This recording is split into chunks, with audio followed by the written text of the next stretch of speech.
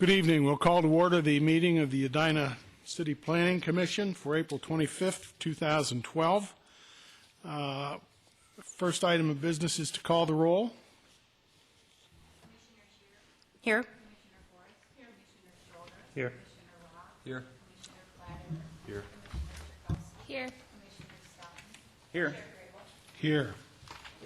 The next item of business is the approval of the agenda. I note that on the agenda there were, under public hearings, there were 3 items scheduled for business tonight. One was a sign variance, which included a sign variance for Andy Mitchell and John Dinwiddie at 5225 Schaefer Road, and also front yard setback variance for Christy Wenner at 5025 Knob Hill. Those items are being postponed and will be handled at a later meeting, so if any of you are here, especially to speak to either of those issues, they will not be heard tonight. We apologize for the late notice. You're welcome to stay. If you don't stay, you can stay up at 3 a.m. in the morning and watch us on TV. So, are there other items, changes to the agenda?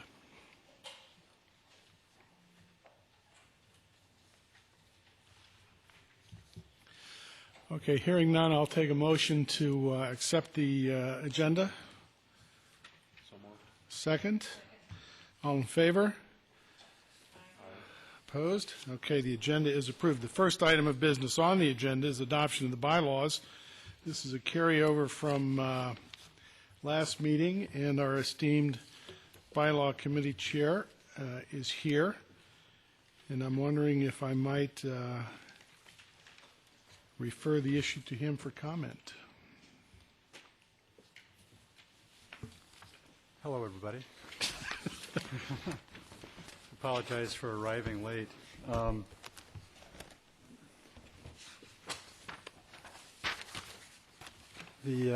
With respect to the Planning Commission bylaws, there were just a handful of issues that were raised at our last meeting, and I'd actually hoped to drop this off before the meeting, but I think we can go through it right now if the Commission would like to do so. With respect to, starting with Section 1 of the bylaws, I believe that there was discussion in our last meeting as it pertained to the second paragraph of those bylaws, which I think read, just the beginning of that paragraph is, some components of these bylaws are common across all city boards and commissions, et cetera. And there was a suggestion that that be moved to a later portion of the bylaws, and so what I'm recommending be done is that entire paragraph, and I hope I'm working. I'm not sure if the copy that I have comports with what we had last time.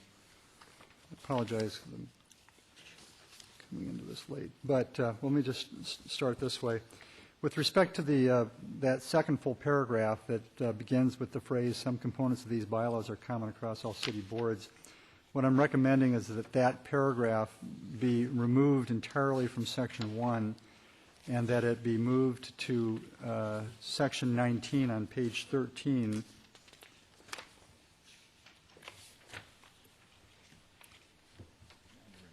Under amendments, essentially replacing in its entirety Section 19.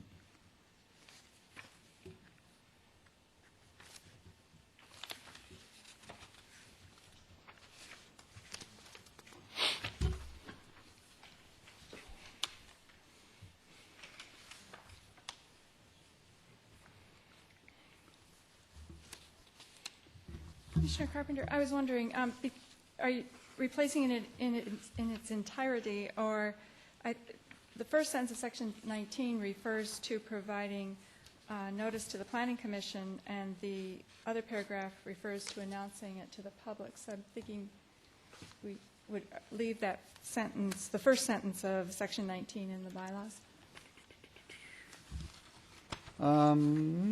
Let's see.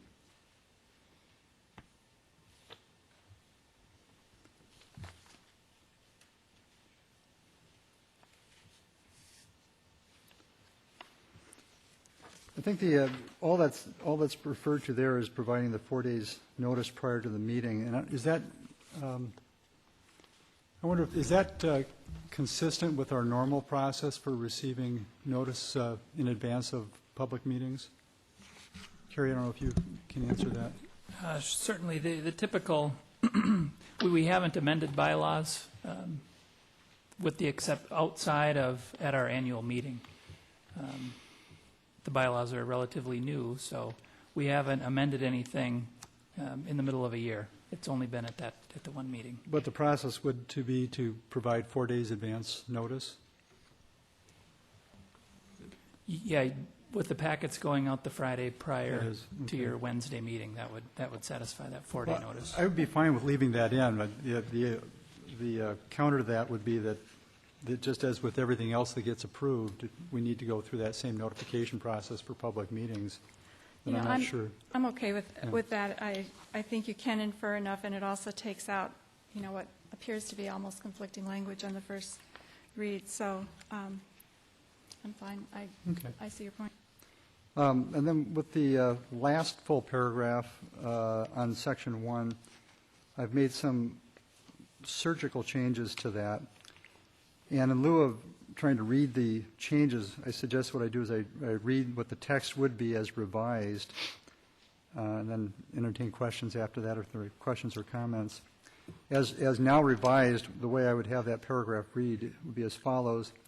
In addition to the city code, these bylaws, the planning commission, I'm sorry.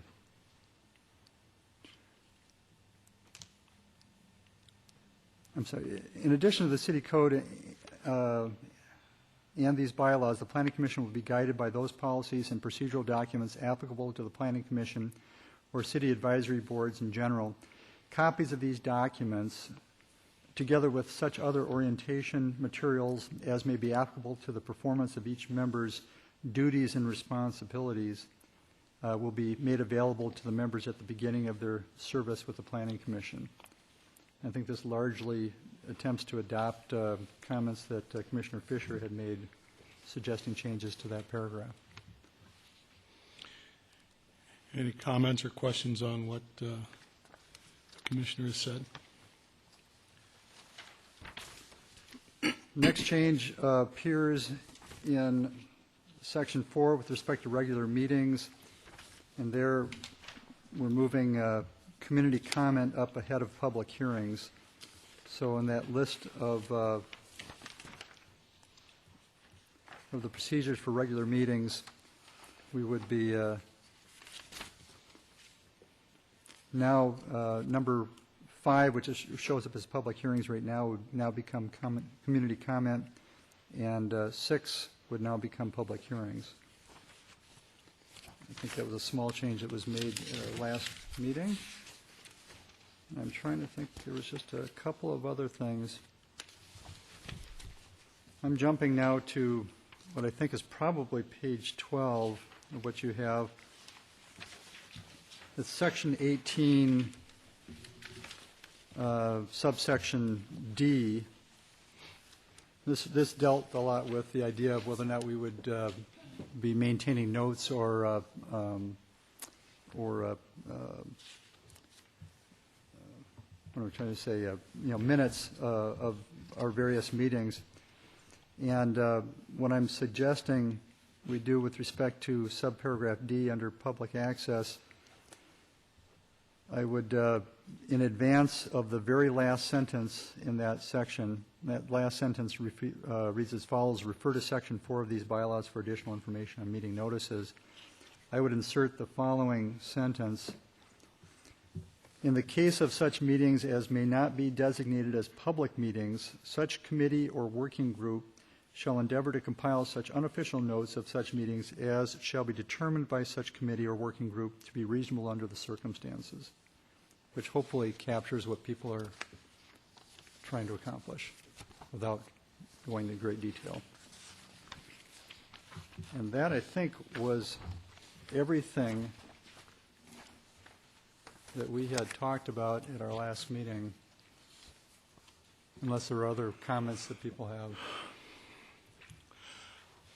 Are there any comments concerning Commissioner Carpenter's last point on public access and the ability to use notes in lieu of lengthy official minutes in the case of an unofficial or a non-public meeting.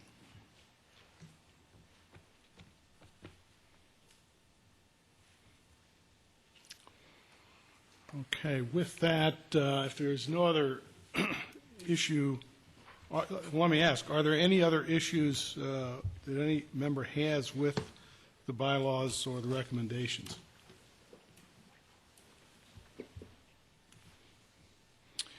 All right, hearing none, then I would entertain a motion to adopt the bylaws as submitted with the comments or with the amendments that Commissioner Carpenter mentioned this evening. Could I have such a motion so we can get this on? Is there a second to that motion? Is there any further discussion on this matter?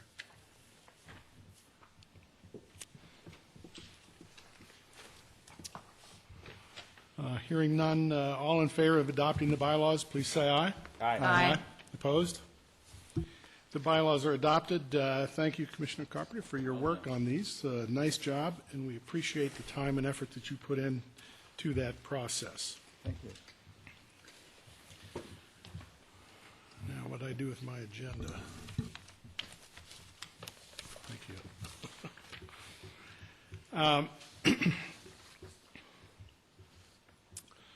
The next item is approval of the consent agenda. Minutes of the regular meeting of the Planning Commission on April 11th, 2012. Are there any issues, corrections, comments concerning the minutes from the April 12th meeting?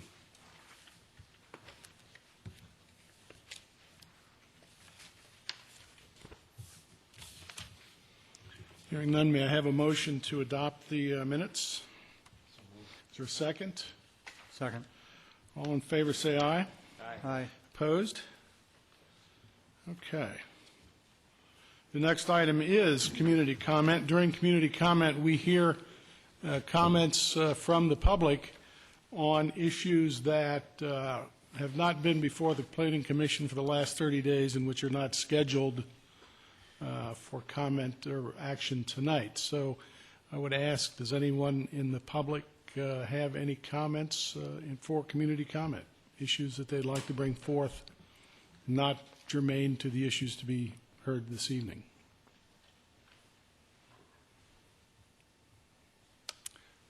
Okay.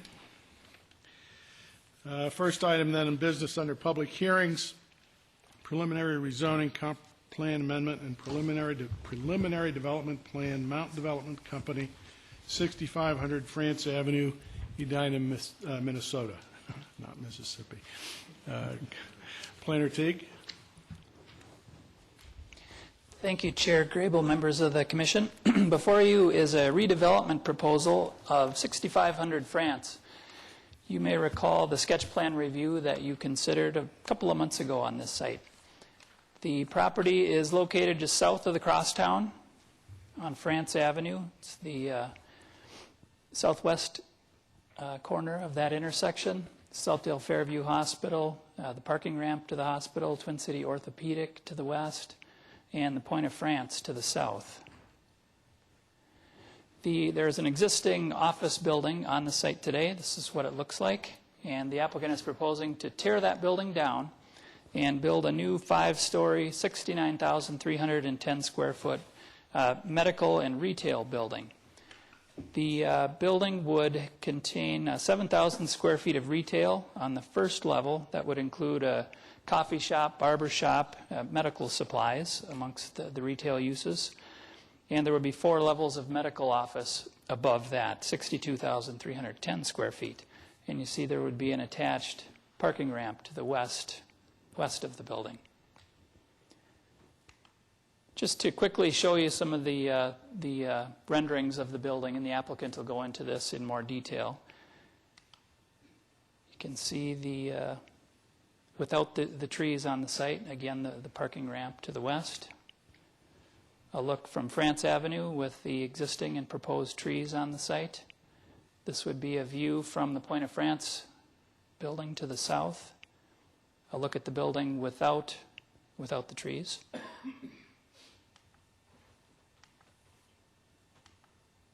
Again, a look without the trees. As you noticed, some of the trees that would be proposed to screen the building are deciduous trees, so the ramp would be quite visible for 7 months out of the year anyway.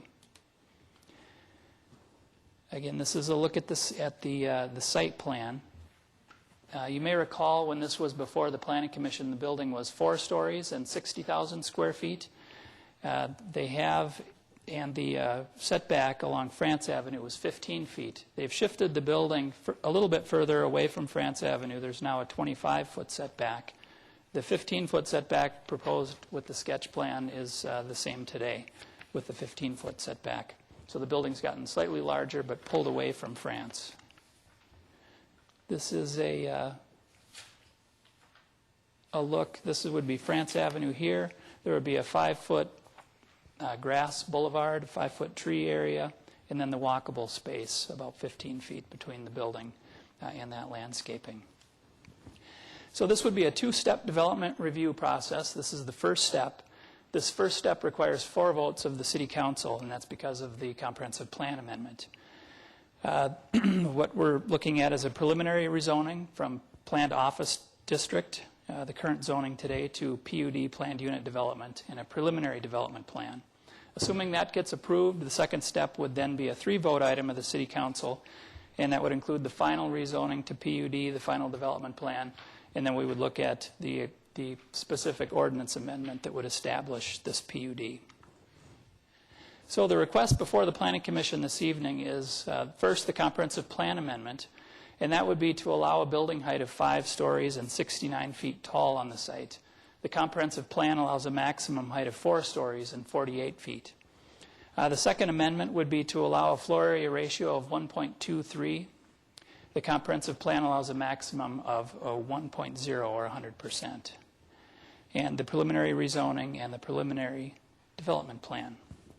First, in looking at the comprehensive plan issues, you may recall this site is located in a potential area of change within the comprehensive plan.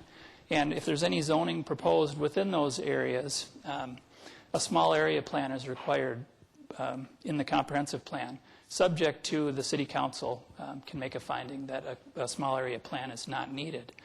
The intent during the sketch plan review was for the Council to take that up as part of their discussions. However, the applicant did not bring that forward to the City Council, so that would be determined when the Council reviews this request. Next, the site is actually guided for regional medical today. So the proposed uses are consistent with the comprehensive plan, and I believe the Planning Commission had some discussion on that and found that a small area plan was not necessary in this case. This is the comprehensive plan regulations in regard to height. So as you see, a 4-story maximum is suggested for this site with a 2-story podium height that's suggested at the street. And the maximum height in feet is 48 feet. So that would be an amendment specific to this site. And again, this is the comp plan requirement for the 1.0 FAR. Site is currently zoned planned office district today, and the significance of that is that the floor area ratio is 0.5 as required by ordinance today. So with any PUD, we take a look at what the base zoning would allow on the site. And as we talked about in the sketch plan review, there would be 10 variances that would be required under the traditional zoning. First, in regard to the building setbacks, there would be 3 variances needed to the north and to the east from France and to the south. The required setback is based on the height of the building at 69 feet. The parking structure would also require 3 variances. And the building height, again, would require variances. Building coverage in the POD district requirement is 30%. This proposal would be 67%. And again, the FAR would exceed code requirement as well. In regard to the number of parking stalls, based on the square footage and the uses, let's see, 387 parking stalls would be required. The applicant's proposing 325 with a proof of parking agreement up to 379. They would add another level to the parking ramp. A parking study was done by WSB, and they concluded that the number of parking stalls that are required would work for this development. So as we did as part of the sketch plan, we compared this to the Twin City Orthopedic project that was approved a few years back. In that case, the number of variances were 9. So there's one additional variance compared to that project, and that is for the FAR. The floor area ratio on that project was 0.85. Just as a comparison, Fairview Hospital campus is a 1.1, and the Southdale Medical Building site is 0.77.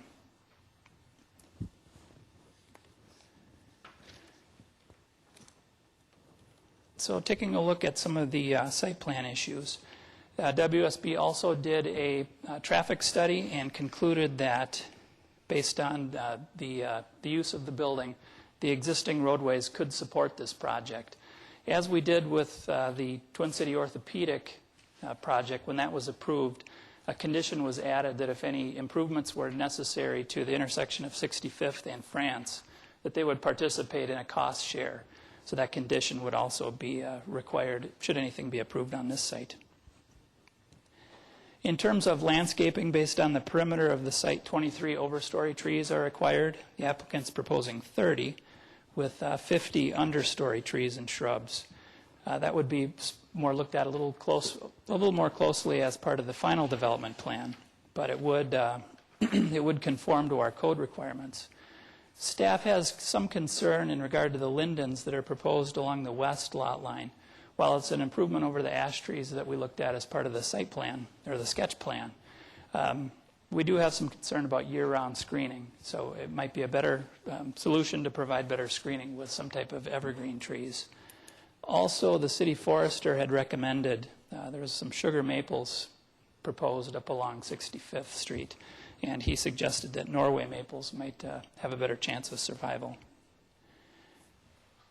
You may recall, as part of the sketch plan review, there was concern in regard to noise. The applicant has provided a noise study that's included in your packet this evening, and they would be required to meet all of the state noise ordinances. So primary issues that staff considered on this project is the proposed comprehensive plan amendments to allow greater density and height reasonable for the site, and is the proposed rezoning to PUD appropriate for the site.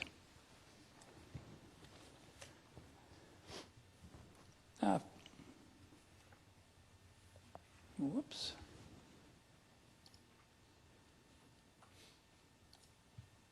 There we go.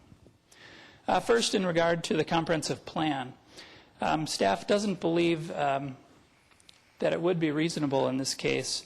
We feel that the 1.23 FAR and the 5 stories is just a little bit too much for this site. Again, the comprehensive plan suggests a maximum of 4 stories on the site with a podium height of 2 stories. This proposal has the building up to the street at 5 stories with no podium height. And that 5th story brings the FAR up to 1.25. And as we compared previously, here the Twin City Orthopedic had a 0.85. The hospital campus, which is a quite a bit larger site, has a 1.16 FAR, and the Southdale Medical Building at 0.77.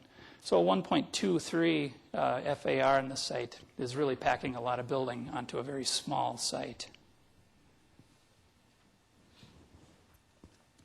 So just to conclude on that point, staff doesn't believe that there's enough public benefit to justify that significant of a change to the comprehensive plan in regard to that density. The second, in regard to the PUD, we do believe that a PUD is appropriate, just not at the height and density that's suggested here. We believe that the use is appropriate, that the parking, again, and traffic can be supported for the project. The efficiency and use of the property is appropriate, the building being brought up to the street, just not quite at that height. The pedestrian-friendly environment that they're suggesting here along the street, sustainable design principles, I won't go into that. I'll let the applicant build in some of that public benefit. And they would also be proposing solar panels up on the top of the roof. So in conclusion, staff is recommending denial of the comprehensive plan amendment for the 5 stories and the 69 feet tall and the 123% FAR, 1.23. Staff would support a comp plan amendment to allow a greater height Similar to what we looked at with the sketch plan, that four-story building was 55 feet tall. We would support that, subject to the findings that are in the staff report. And we would also recommend approval of the preliminary rezoning to PUD, again, based on the findings in the staff report, with those conditions being that the fifth story be removed. That would bring the FAR down to 1.0, and that the parking ramp be finished on all elevations to match the existing building. So with that, staff can stand for questions, or the applicant is here with his development team and ready to present the case as well. Thank you. Are there questions of staff? Commissioner Staunton? A couple of things just to clarify. On page 3 of the staff report, you talk about within the PUD district, the setback regulation, building coverage, and floor area ratio of the most closely related conventional zoning district shall be considered presumptively appropriate. So my question is, what have you considered the most closely related zoning district? What are you using for those numbers? I use the planned office district, what it's zoned today. The standards are essentially, the other district that we could have considered is the regional medical district, which it is guided for. The setbacks are all the same when comparing those two districts. Really, the essential difference in those districts is the FAR requirement. In the planned office district, the FAR is 0.5. In the regional medical district, the FAR maximum is 1.0. Because with Twin Cities Orthopedic, that's the change we made, right? It was POD and we changed it to RM. That's correct, yeah. Okay.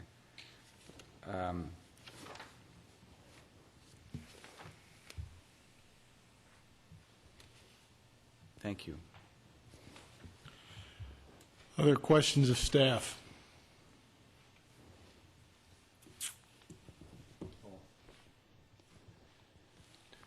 Another question? I knew there was more. And thinking back to when we did that Twin Cities Orthopedic, I remember there was some discussion about kind of the change in density, and there was some discussion about height then, and we had some dialogue about kind of the capacity of that area, and it was really in the context of the larger Southdale area. And that was all kind of right around the same time the comprehensive plan was being changed. Do you remember if there was discussion about the rationale for keeping the density and keeping the height the way they were in that area related to this notion of capacity in the area? Yeah, I do. And we may have considered, being that it was guided, even previous to the comprehensive plan, it was guided for regional medical, we may have considered a 1.0 FAR on this site as well as the Twin City Orthopedic. Yeah, because I remember they were coming at almost the same time. Yep. Are there any infrastructure concerns other than, I understand that Chuck is going to address traffic, but, you know, water, sewer, stormwater, and the like? Nothing that raised any big red flags for engineering department. There were things that I think they've worked out. There were some issues with some of the utility lines and the proximity to the building. The lines run along the south side, but I think those can be worked out. And then the last thing I wanted to ask about is what, if anything, can you tell us about the status of changes at 62 and France? So I understand in the relatively near future we're going to have a reworking of that, or aren't we, or what can you tell us about that? Yeah, I mean, Chuck might even be able to enlighten us on, Okay. on some of those talks. I know it's something that we'd like to see happen, but I don't think there's any specific plans or anything that's drawn up on the table at this point. Okay, well, maybe I'll wait until he comes up to ask those questions. Thank you. Other questions of staff? Thank you. Applicants? Good evening, Mr. Chairman, members of the Planning Commission. My name is Steve Michaels with Mount Development. Our development team is looking forward to working with the City of Edina to obtain the necessary approvals for the new Edina Medical Plaza. Each person will strive to make this building an outstanding addition to this regional medical area. The development team are business owners that work and live in the community and take pride in this special project for your consideration this evening. Our architect that will be presenting tonight is Ed Farr of Ed Farr Architects. It's an established firm noted for his well-designed exteriors. Some of his past projects are the Normandale Lakes Office Park in Bloomington. He's recently completed the 212 Medical Center in Chaska. Civil engineering will be done by Alliant Engineering, Mark Rausch. General contractor has been selected. We're planning RJM Construction. They completed the Twin City Orthopedic Building, and we feel they did an outstanding job there. I'll be handling the development services through Mount Development. Owner of the project will be Aurora Investments. Luigi Bernardi is here this evening also. Their medical building ownership includes the 7373 France building in Edina, the 212 Medical Center in Chaska, and also multiple medical buildings in Wisconsin. During our 20 minutes this evening, Ed Farr will go through some of the design criteria. Stacy Gallup is here, the land seller, and she'll make several comments on her building, and then I'll respond to the staff report. So we feel a majority of the comments we made February 22nd in the sketch plan review have been addressed, and we're looking forward to hearing your comments this evening. Thank you. Thank you, Steve. Chair, my name is Ed Farr, Edward Farr Architects, 7710 Golden Triangle Drive, Eden Prairie, Minnesota.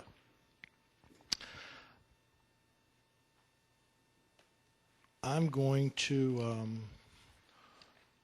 go through a few site slides that Carrie may have started. I'll just go into a little more detail. First, showing the surrounding pictures of the existing site. As Carrie showed a few of those already, this is very much a gateway property into the general greater Southdale area. As you know, in the upper right-hand corner is the view from that corner of 65th and France, seeing the existing Millivitz building in the foreground and the Point of France building behind. In the lower right-hand corner, the view from the southeast shows you on basically northbound France Avenue, looking to your left to the west. And the notable element in that picture before I move on is the flagpole, which I'll come back to in a moment. Our site plan, as Carrie mentioned, hasn't changed a whole lot since we saw you at sketch plan level. Notably, we did squeeze the office building into a narrower profile. It was about 87 feet wide before. Now it's about 75, 76 feet wide. So it has a narrower profile in that east-west dimension. As such, we were able to gain 10 feet of setback on the France Avenue site in lieu of 15 feet. Now it's 25 feet, a little more relaxed. We are still encouraging the kind of the building forward design, like we talked about before, that new urbanism, not unlike the Excelsior and Grand development up in St. Louis Park we talked about before. The parking's in back of the building, and it really brings some pedestrian interest and vitality to the street front. And we hope that other neighbors of ours, when they go redevelop, will have those same strategies in place. We also squeezed our parking deck setback on the south side from the Point of France south property line. It used to be 10 feet. We added another 8 feet of green space buffer to the parking deck as well.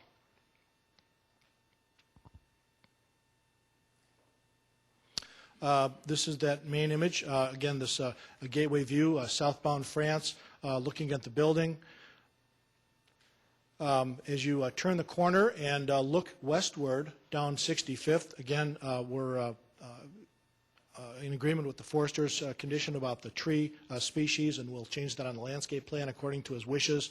The trees will be mature, of course, in time, and we think they'll be very effective in screening the parking deck and providing that tree-lined boulevard that the street now enjoys. The pedestrian plaza in the foreground on the left is a mixture of our own initiatives plus the city's initiatives that we were told by the city engineer to bring safety and some enhancements to your corners around town, specifically this district. There are some bollards protecting the pedestrians. and we're going to have a generous use of flowers and hopefully some cafe tables for that coffee shop that we mentioned here at the corner. So this is going to be a very vibrant corner directly related to plan-wise, diagonal from the hospital, specifically and purposefully. I'm now looking back. I'm traveling 65th Street is on the left, looking east now instead of west. And the parking deck is there on your right-hand side, screened by our plantings. I wanted to show this aerial view of the parking deck potential proof of parking expansion.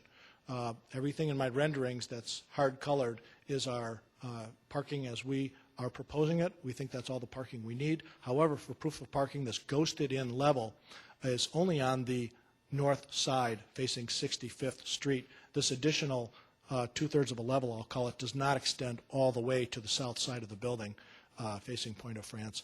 It's just another two-thirds level, which will then connect up to our fifth story if and as needed. We don't believe we will need it. From the northbound France, looking to the left, there's already a wonderful screening and a buffer zone between our neighbor to the south and our project, so you can't see much of our south side of our building at all. However, we hope that our new tree canopy will be high enough so that we can enjoy some vitality of the retail along first floor there. You can see with some canopies and some storefronts and some flowers that Olivia will be talking about in a moment. This is from the opposite corner, the southwest corner, as though I'm kind of by the tennis courts of Pointe-aux-France. Looking back, again, you can see that ghosted in future proof of parking, part of our parking structure if and as needed, and our new buffer zone of landscaping on the right-hand side. We're adding a lot of non-deciduous trees specifically because there's deciduous trees on the Pointe-aux-France side of the property line right now. I'm going to show you how that layers nicely for them. I showed you this in the sketch plan. The Pointe-aux-France folks were nice enough to let me up into an unoccupied fourth floor condominium looking north to our site. So this is the view outside of their windows at that fourth floor level, which is about building height. If you can see in the very upper right-hand corner at the tree line here, I'll circle it with my cursor, is that flagpole I mentioned a few moments ago. So the takeaway here is that flagpole is about at tree height for them, and I believe that's about 62 feet. This was obviously taken during the winter, no leaves on the trees, and as you can look around, the apartment building on the far left is at about that same tree height. Again, relatively speaking, the Twin City Orthopedic Building is about that same height, and then Fairview Southdale Hospital on the right-hand side is taller. So what I wanted to do is peel back all those existing trees and show you just a relative standpoint. There's the flagpole again.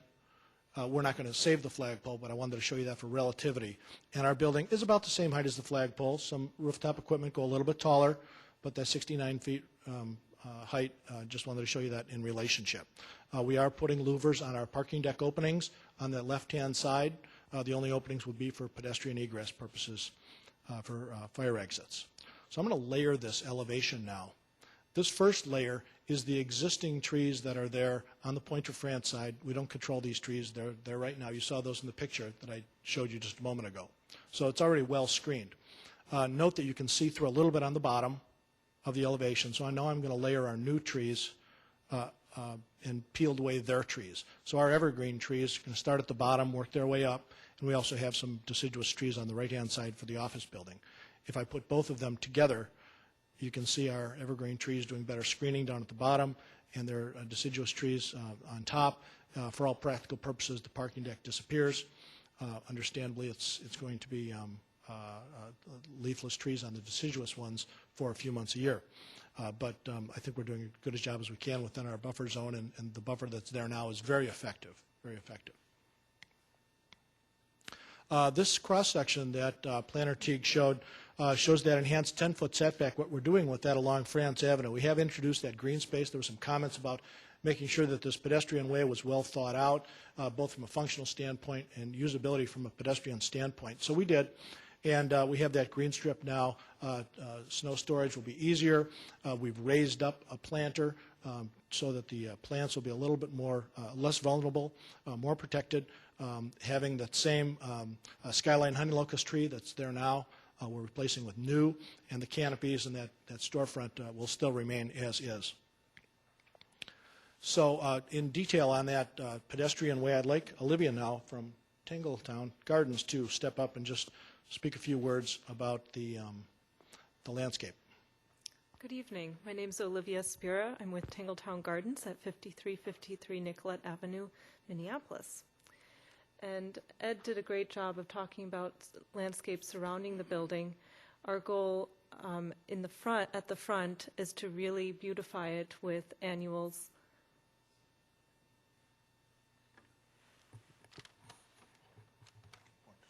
With annuals within the planting bed and potentially with pots at the entry.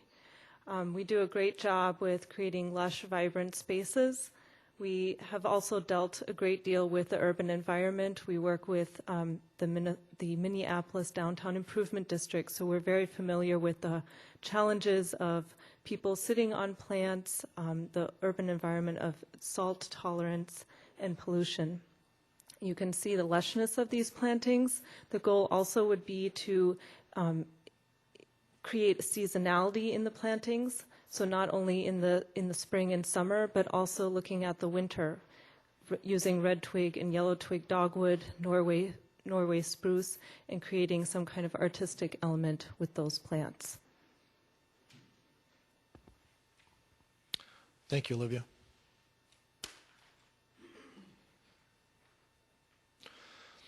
Just want to touch base on a few of our sustainability initiatives.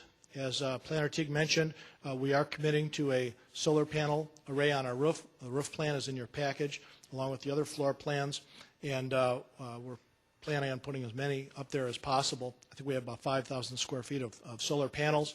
We're not sure if this is going to be a LEED certified building. However, we're going to be following a number of those same sustainable initiatives. One nice thing that we're doing on site, because it's very urbanized site, is to have some groundwater infiltration with our stormwater. So that's staying on site with some perforated piping in our front yard below the sidewalk on that France Avenue setback, among a lot of other construction sustainability practices. Of course, all those low VOCs and things you've heard, I know, from architects along the way about all of our construction practices with sustainability and recycling, reuse, et cetera. The building will be faced with 3 colors of face brick, and I did bring samples for you.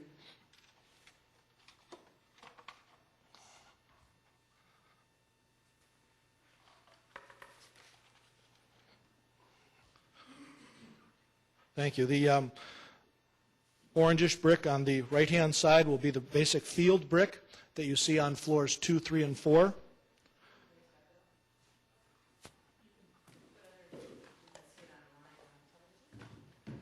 You can lay it down here.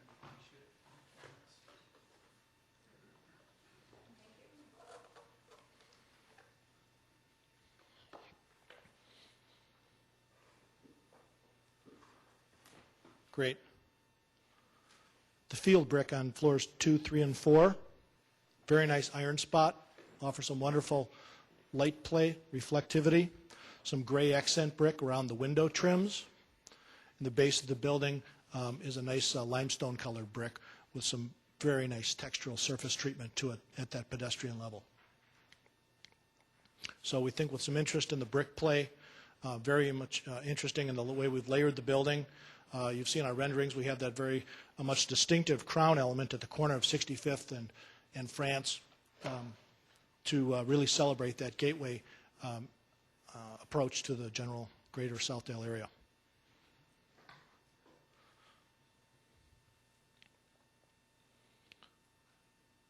Good. Would you like me to walk through the other slides that you didn't? Okay, all right. I think I'll wrap it up and invite Stacy, representing the land seller here, speak for a few minutes. You can use that podium with us. Good evening. I'm Stacy Gallup. I'm one of the owners of the property, and I'm here on behalf of the owners at 6500 France. And we have owned that property for 20 years. During that time, we've been a part of the community. We've been paying taxes, and we plan to continue to be a presence in the community. And we are in favor of the development. In the past, we've been approached by a number of times by developers wanting to buy our property. Retirement home, CVS, Walgreens. Each time those developments have not been endorsed by the city. The city has changed the guide plan to regional medical for this site. We have found a developer consistent with that guide plan. We've maintained our property adequate to allow our business to function, but it is time to redevelop it and put the land to a higher use and a better use. The property is dated and it is unattractive. It is no longer to scale with its neighbors. The proposed development would make the property more attractive, would be an asset to the city, and would also be an asset to its tax base. Thank you.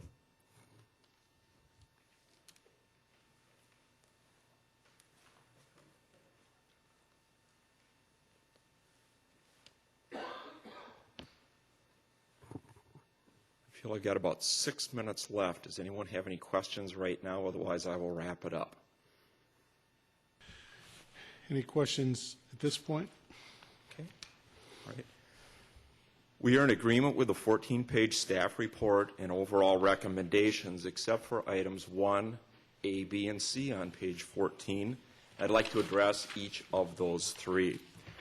The overall building height, our request is for a 5-level building, which will be the lowest building in the immediate area. This is a high visible commercial corner, and it's been said that France Avenue is the gateway to the Southdale area. The land is very valuable and deserves a special high-profile building on this site. Our floors are relatively small, and the overall architecture of the building sits comfortably on the site. We have taken some very specific planning direction on the site. We looked at our neighbors and noticed that the height of their buildings is higher than what we are requesting. We looked at the Twin City Orthopedic Building. It is 8 feet taller than our structure. Point of France, certainly at 45 feet taller. The hospital has 2 medical office buildings on that campus, and the hospital is roughly 46 feet taller. The Southdale Medical Center is 14 feet taller. Southdale Office Center to the south is 21 feet taller. And then the Cornelia Apartments to the west is 1 foot taller than our proposed structure. So our design was based on careful planning consideration to be compatible and complementary to the neighboring buildings. Second item is floor area ratio, which is the calculation by taking the land area and dividing it by the building area occupied. It's interesting, as we note our neighbors, the Point of France building, if you exclude their regional pond with their 13-story building, their floor area ratio is 1.85. The hospital to the east of us has 2 privately owned medical buildings on the campus. 6363 France has a floor area ratio of 1.5. The other building on the west side of the hospital on the superstructure is 6401 France. Floor area ratio there is 2.6. Both of those parcels are ground leased with the land under the buildings. So we ask for your consideration of our additional architectural features on our building and the potential for new development from this new building as an incentive to grant this higher density. Number 3 would be the ramp openings between the floors. A ramp has many design features similar to our office building. We have louvers on the 65th Street side and then also on the south side on the Point of France side. The west side of the ramp, which is perpendicular to 65th, does have limited visibility from the street. We couldn't help but take notice of the Twin City Orthopedic Building, which has been the benchmark comparison to our project. It is a fine, architecturally sound structure. The approved plan does have 20% of their north face wall and south face wall on the 5-level ramp unscreened in the center portion. So our request would be to build the ramp as shown on our plans.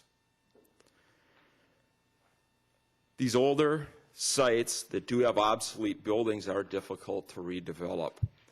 One of the goals of the comprehensive plan states that you are to encourage infill redevelopment opportunities that optimize the use of city infrastructure in corridor, content, and character. So we are looking forward with enthusiasm to working with you to create an environmentally sensitive building.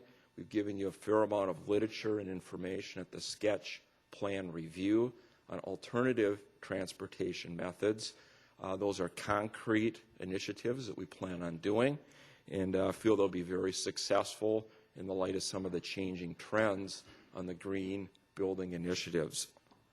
So this site is a special corner. We feel that the architecture of our building will enhance this special corridor north and south on France Avenue. So we're certainly ready to answer any questions and anxious to work with you on the new project. Thank you. Thank you, Mr. Michaels. Questions for the applicant, please. Commissioner Forrest? I take it the traffic engineer isn't here tonight? Is there? Oh, yes. Oh, okay. I'm sorry. Hi. My question had to do with how did you determine your peak times? And I might be misinterpreting your charts that were in here because it's a lot of information. I'm looking at what's marked page A88 on ours, which seems to be a traffic count that was taken. And you said that the peak PM time was 4:30, and yet when you look at the traffic count, it's between 1 and 4 seems to be the highest times that, or the highest counts per hour. And like I said, I may be misinterpreting that, but and that makes sense to me because it's not, you've got shift change at the hospital going on in that time, so. Mr. Chair, members of the commission, excuse me. I'll quickly go through the whole study, if that's okay, and just kind of give you my rationale and methodology, how I did it, and then answer your questions as they come up. The first thing we did is we took existing traffic counts out on the site. We looked at the entire corridor of 65th Avenue from France to Valley View. We took counts at every driveway, into all the developments along the corridor, including the orthopedics, into their ramp, into the existing site driveways. So we looked at all the driveways, including the two major intersections at France and at Valley View. So we took those counts in the morning from, I believe we started at 6:30 and went to about 10, and then in the afternoon we started about 3:30 and went to 6:30. And I think those were the times that you maybe saw in those figures that showed the whole, more than an hour type period, time frame. And the hours that we actually looked at are the AM peak hour and the afternoon or the PM peak hour, we're calling it. It actually turns out that AM peak hour is more of a worst case condition at this site than the other intersections along the corridor. So it's that AM peak, it actually turned out to be the worst case condition that we looked at. So we did those traffic counts, and those counts were done end of February, February 20th, were the times we did those counts out on the site. We then looked at those existing conditions. We looked at what the capacity, what the intersections were operating, the driveways were operating at that time with those existing traffic counts. And we found that, overall, the intersections were operating at what we call level of service A, to F, is how it's graded. And it's based on average delays. So how long a vehicle waits, to get out of a driveway, turn left into a driveway. Those are the primary ones that get delayed the most. It's when you're exiting, primarily left turns are your worst case condition when you're looking at delays. So we looked at all the delays. We looked at what those average delays for the entire intersection or location were, came up with those levels of service. And Typically, at an intersection, we like to have level service C, which is an average level of service. That's, what is typically used. Movements, specific movements, a left turn movement, we can accept at a level service D, which is a little, more of a delay, but that specific movement, we can accept those types of movements typically at urban intersections or urban areas like this. So we looked at that. All these intersections through here are primarily operating satisfactorily at those good levels of service. We then looked at the site. We looked at the uses that were going to propose for the site and took the traffic generation, or what the traffic would be generated from that site. And what we used to generate that traffic is the Institute of Transportation Engineers Traffic Generation Manual. And what that manual is, it's a book about that thick that has studies from all over the country, including Minnesota and other areas, that looks at what those average rates would be for those specific types of developments or specific types of uses. So we use that as our documentation as far as the medical office square footage, how much that would generate, the barber shop, the coffee shop, and so on. So we looked at those rates. Now, some of those uses are considered, service or, ancillary type uses to the medical office. So a lot of those trips are shared. You're going to the medical office, you're going to stop at the coffee shop. So they're shared trips. So again, there's studies that kind of document what kind of trips are shared and what percentage we can take, or kind of a credit for those types of trips. We looked at that, and if you looked at my table, and I don't have your packet, so I'm not sure what page this is, but it's table 1 in my memorandum, page 3 of 7 in my memorandum. That kind of goes through what the different rates are for an average day. So we looked at that entire day of traffic, that AM peak hour and that afternoon peak hour, so the PM peak hour, and what those rates would be in and out of the site at those times. Based on those numbers, then we distributed that traffic to the roadway network. We know how much traffic's going, down towards Valley View. We know how much traffic's going towards France, north and south, turning left and right. So we distributed that traffic in and out of the site based on that distribution of traffic, and then reanalyzed the site. Step back. We then looked at a background growth traffic of traffic, so not associated with this site, but other traffic in the area. And we a lot of times look at the historical traffic volumes in the area. Unfortunately, the historical traffic volumes have been going down, rather than up lately. So traffic has actually been dropping, slightly. So as a worst case condition, we actually looked at about 0.5% per year growth in traffic, to increase that background traffic. So we added that to the through traffic on 65th and all the turns at France and Valley View. So we added that. Then we added our the new site traffic on top of that, called that the year 2014, which is going to be the year after the site is opened, as I understand. So everything is developed. We're assuming that that's going to be the year that everything is full and operating. So we looked at the year 2014 as that analysis here. Again, we used the same computer models, looked at the delays, looked at how it would operate, and again, we found that the intersections and driveways would operate at those satisfactory levels of service. One other measure then we looked at was the queue lengths. So how far traffic would back up between intersections from France Avenue back towards this, the site access, in between driveways along the corridor and so forth.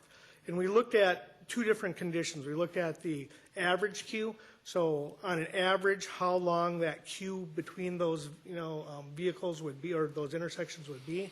And then we looked at what the maximum will be, or what that maximum occurrence along the corridor would be.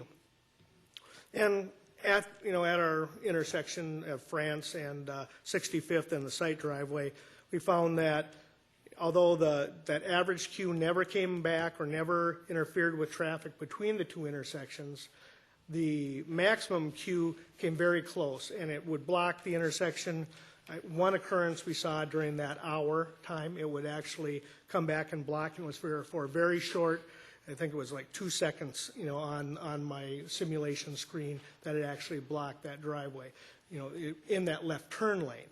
So it wasn't blocking the through traffic on 65th, but it was in the left turn lane that it would back up from France back towards this intersection. And again, that was in that morning peak time was when we found that worst case condition. The morning with the turns into the site we found were, the more critical times. That's when the delays were slightly higher. Again, although they were fine, they were slightly higher in the AM versus the PM when people are trying to leave the site. There is a little backup into the site, but it doesn't affect the 65th or the intersections between and the traffic along the corridor. So, in summary, that's what we found. It was the site actually would operate fine with this traffic. What we found. Did I answer all your questions, or your question about the peak hour? Yeah, I'm still wondering, because you've got hourly numbers for the 22nd and 23rd of February as counts, and it seems like 4:30 is a little bit late in the day to consider it as peak time. That was my main question. I guess I'm not sure which table you're looking at. Oh, the ones in the very back of this. Okay, those were the, and I guess if you look at the total A, B, BA, and the totals, those are directional. It's one's going eastbound, westbound, and the directional. And then in what it actually shows is you don't add them together. It's each day they're the different volumes. So at some times the 4:30, for example, on the 23rd at between 3 and 4 o'clock, it was 454. Our peak time, when we looked at the turning movement counts that we did, was actually from 4:30 to 5:30. So, there's some overlap there. These actually just break it at those exact hours, but there is some overlap between those. So, if you look at it that way, they're very close. We use that turning movement count as our control in that case, not that daily count. Yeah, we've got 2 pages of that, and the second one that we have, it's the numbers are a lot higher earlier in the day, so I'm not sure exactly what the difference is between the two. But anyway, that's what my concern was, that when you were doing the traffic counts, that it seemed like the peak hours started maybe a little bit late for that particular location.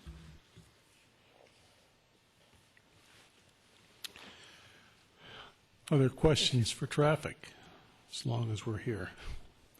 Chair. Commissioner Carpenter? Just to follow up on one of the comments you made, you indicated, I think, on France Avenue that the volumes are dropping.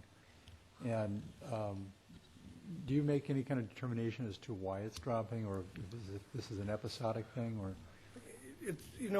We've seen it across the metro area, that traffic. I mean, it's not a significant drop. I mean, you probably wouldn't. If we counted today and you counted tomorrow, there could be a fluctuation of plus or minus 10%. I mean, that's how much traffic is fluctuates during a week even. But on an average, we're seeing that all across the metro, traffic volumes actually have gone down. Some people, say it's the economy, that people aren't driving as much.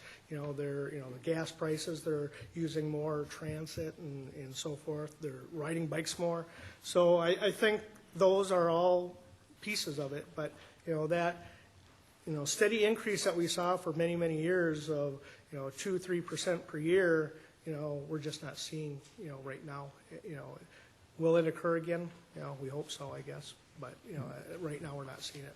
If you were to adjust for possible increases as a result, or on the assumption that it's actually economy driven, would that have any measurable impact on their conclusions?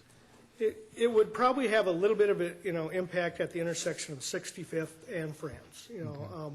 We did see a few of some of the delays that not associated with the site, but some of those peak Q links for southbound turning into the hospital, that queue, during that maximum would back up past, its storage length for that movement. Again, it's not associated with this development, but that would, occur, in that, again, that maximum, queue length. So those types of things, I could see being impacted, those left turns. As far as looking, 10, 15 years down the road, and this goes to Commissioner Stoughton's, question. Crosstown in France is our, really the bottleneck right there, and what to do. The county had a plan to do some restriping and to improve that intersection. They applied for some, federal money to do that. They weren't successful in getting that money, unfortunately, but they did apply for it. So there's some, interim things that are being looked at to help move the traffic on France, because that's really the bottleneck up at that intersection. Long term, the city, and I know Wayne is looking at doing a study of that end of the corridor, looking at that, the France Avenue, bridge in conjunction with Xerxes and Valley View, and how that whole, system works through there, and what we need for that corridor, and how that is impacted by Southdale and, potential, development or not development or whatever happens in that area. So, those are the type of things that we're looking at there, but that really is the bottleneck there. 65th, has plenty of capacity in it, in the future, if that traffic would grow significantly, yeah, there could be some driveway, delays and left turn lane delays that we would run into, associated with that. The through traffic, there's a capacity there to handle, a pretty significant increase of through traffic on that roadway.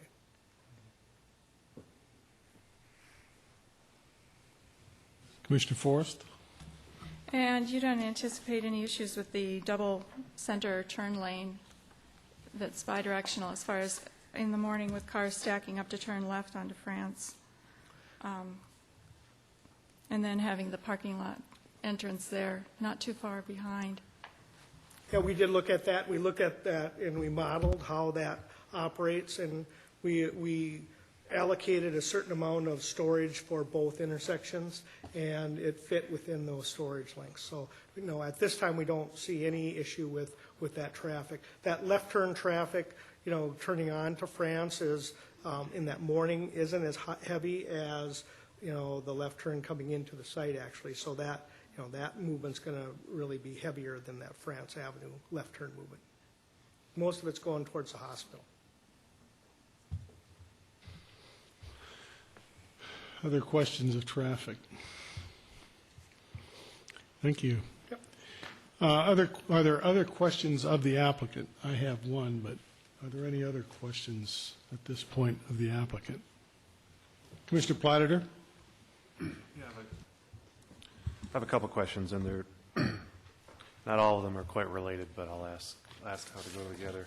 So, does anyone, maybe you don't know, or maybe Carrie does, what is the setback for the the Fairview Southdale parking structure from France right now?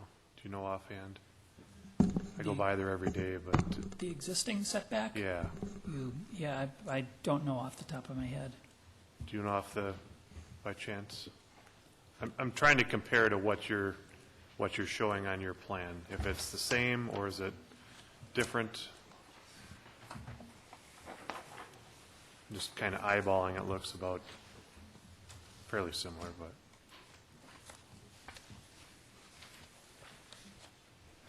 Okay. And the other question I have is, so you set back from the street another 10 feet, and you went up another story. And did you essentially, when you set that back, did you add another story to make up for that square footage and a little bit then some because of that? So is that kind of what I'm seeing what you did from when you came in before? Is that? Yes, Commissioner, to answer your question, as we increased the setback off of France Avenue, it created a certain floor size of the building. So we replicated that going all the way up to the 5 levels. We've anticipated some additional costs on the exterior of the building and also the ramp. So the additional square footage of the building will help offset some of those additional costs. Plus, we think it looks good, in our opinion.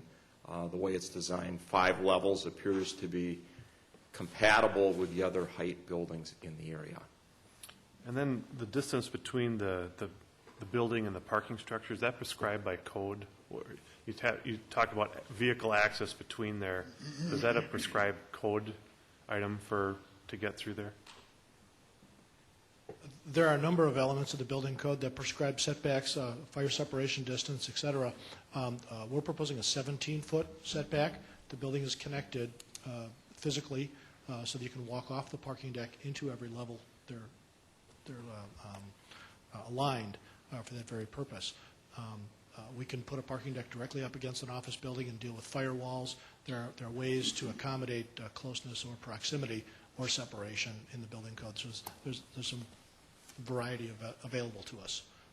Yeah, I guess what I'm getting at is, so you could put that distance together, make your story a 4-story building, and yet still have your same setback off of France, plus or minus, right? If we were to, If you were to push the parking structure and the building up against each together. other, we would be losing our window opportunity on the side of our office building on the west side, which we are planning on having some daylight into the west side of our office building, as well as some air circulation on our parking deck along that entire east facade of our parking deck. So that's what that 17-foot area way is benefiting us in terms of our code analysis right now. But it is true that you could slap the 2 buildings together and through the use of firewalls, come up with an achievable building code solution. Okay. That's not desirable for our development because we'd have That's- a windowless facade. Did you pursue that option as potentially, to meet, We meet did the- not. That doesn't fit into our program of having windowless office space on such a large. well, not portion of our windowless, I'd site. look into your parking structure, but, I mean, you're just, Then the building code would tell me, no, you can't put a window into a parking structure. okay, so you need that distance because Yeah. of putting windows in there, and came up with 17 feet plus or minus. It's partially of that and because of the ventilation in the parking structure, or lack thereof, or trying to get away from that. That's correct. The greater I can separate those 2 structures, the more relief I will have in the building code to relax some fire-resistant requirements and other parking deck requirements as well in the building code. So we didn't start in the middle and work our way out. We worked out and tried to get it as close as we could. Okay, and then the height of the building, in our literature, it mentions 69 feet high, and I think when you showed it, it was 78 feet. Can I understand which one you're asking for? Is it 78 feet plus ancillary on the roof, or? The 78 feet includes the roof. We were asked to dimension both. So if you were to turn to the last page of our application, A5.1, which is the exterior elevation sheet, the 78-foot dimension would be on the top center, which is a dimension from grade up to what we believe is the highest point in the structure, which would be the elevator penthouse on the roof. So 78 feet is the elevator penthouse. That's correct. The cornice line is 69 feet above grade. That's what I believe Planner Teague calls the podium height off the building, the 69 feet, if I'm not mistaken. The cornice is 69. That's correct. That's parapet and everything? That's parapet and everything. That's correct.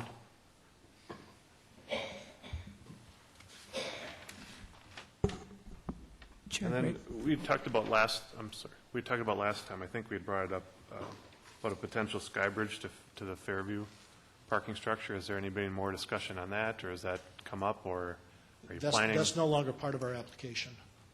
Okay. Was it before? I know it was dashed in, and we had spoke about that as we thought, at least I did, a large amenity to this thing. At this time, our application does not include a sky bridge to the parking ramp. Physically, it is possible.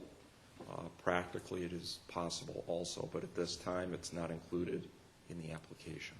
Did you have any discussions about that with the owners of that? With Fairview? Yes. Yes, we have. What was your? They would have to summary? answer that question. They're not in a position right now to commit to a sky bridge into the parking ramp. Okay. It's There's no more information or no less information. It's just, right now, there's no skyway in the plan. Okay, thank you. Yes, thank you. All done. Excuse me. If I might, we looked up on our Logis system the setback question that Commissioner Platter had asked, and the existing parking ramp has a 35-foot setback both to France and to 65th. Okay, thank you. Commissioner Scherer. Yes, I had questions also about the Sky Bridge. I found that a very attractive addition in our last discussion. And I guess I'd like to know, in terms of the design of the building and how it will line up with that ramp, what do you mean when you say it would be possible or it would be feasible? Can you give me a few more details?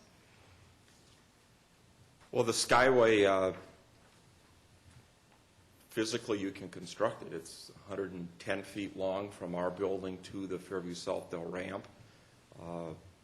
Right now, we don't have a need for that skyway. Do the floors align?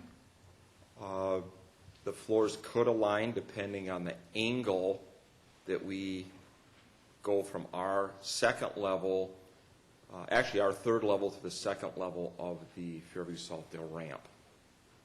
And in terms of your plans and the interior of the building, would it, from an access perspective, make any sense? Is it going to be close to any elevators? Is it? Absolutely, it could work very nicely.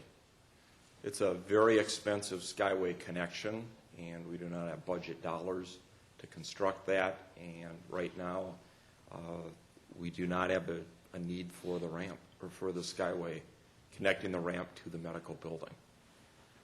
Okay, thank you. Commissioner Forrest. Another parking ramp question. In looking at the plans, it appears that if somebody wants to drop somebody off, they have to enter the ramp, go down to the lower level, drop them at the lower level, and then somehow turn around. I'm not too sure about that.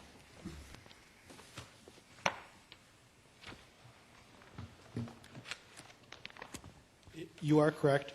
For reference, a 2.0, our basement level plan, does show that lower level where you come down, turn left towards the entrance to the elevator lobby. And there's a striped turnaround area right beyond that where you would make a three-point turn and retrace your steps back up. It is a two-way circulated parking ramp. So that striped area in the corner is where they'd have to turn around. That's correct. What if you have 3 cars there trying to drop people off, which I could see as a possibility? I mean, this just looked a little bit awkward to me, or it looked very awkward to me because, first of all, it's probably not apparent as you drive by the building that the drop-off is going to be inside the ramp on a lower level, and then also just circulation-wise, I was concerned. In addition to this drop-off area that I had mentioned to you, we do have free drop-off parking available to short-term guests instead of parking going through the gates where there's paid parking beyond the gates. The entire first half of the first level, if you go to the next page, A2.1, when you enter the deck, that upbound aisle closest to the building is no charge parking, short-term only, before you approach our gates. And I would anticipate most of the people would use that opportunity.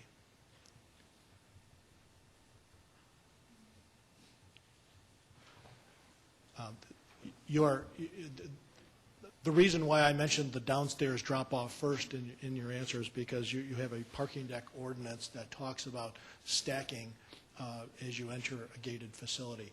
And Planner Teague mentioned to me that possibly our parking deck won't qualify to be regulated by that part of your ordinance. However, that was our solution to that issue if we were to be regulated by that part of your ordinance. So we have a more practical solution, but to dot the i's and cross the t's, we made sure we also had a lower level solution. Commissioner Forrest, if I may add a comment. Yeah. To rephrase your question, is it to ensure that patients that are being dropped off could have access directly into the medical building without parking the car. So if a family member is dropping off a patient, that they can get into the building without parking the car? Well, that's the process. My concern is that, first of all, it's not a highly visible process if somebody's new to the clinics. You're in the medical buildings business, I'm not, but it seems like it's the kind of situation where you're going to have people being dropped off and picked up a lot more frequently than you would at an office building.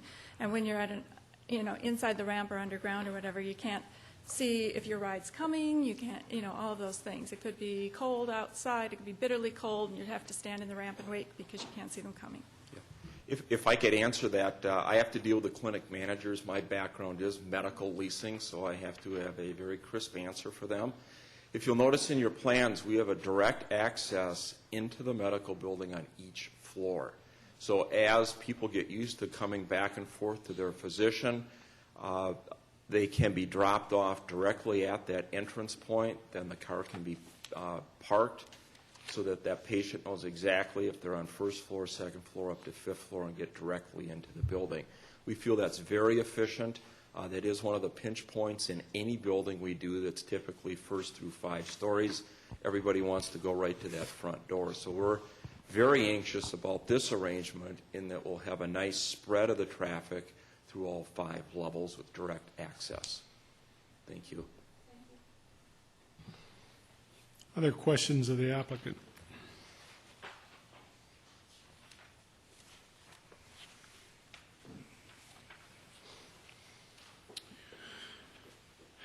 Thank you, Mr. Michaels. We'll now move into comments from the public. Just if I could ask, by a show of hands, how many, just so we get an idea of timing in that, how many people would anticipate making comments to the commission here? Okay, a few. Normally we have a 3-minute time limit for individual comments. If there's only a few, we'll give you a little bit of leeway just because we did take quite a bit of time with the applicant and with the traffic study. So if there's anyone from the public who would like to comment on this proposal, please feel free to come forward, come to one of the podiums on either side, give us your name and address, and we'll be happy to hear your comments.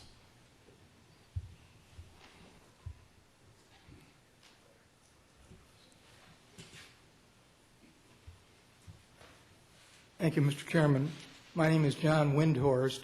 I'm a resident of Unit 204 at Point-de-France, and I'm also the president of the Point-de-France Association.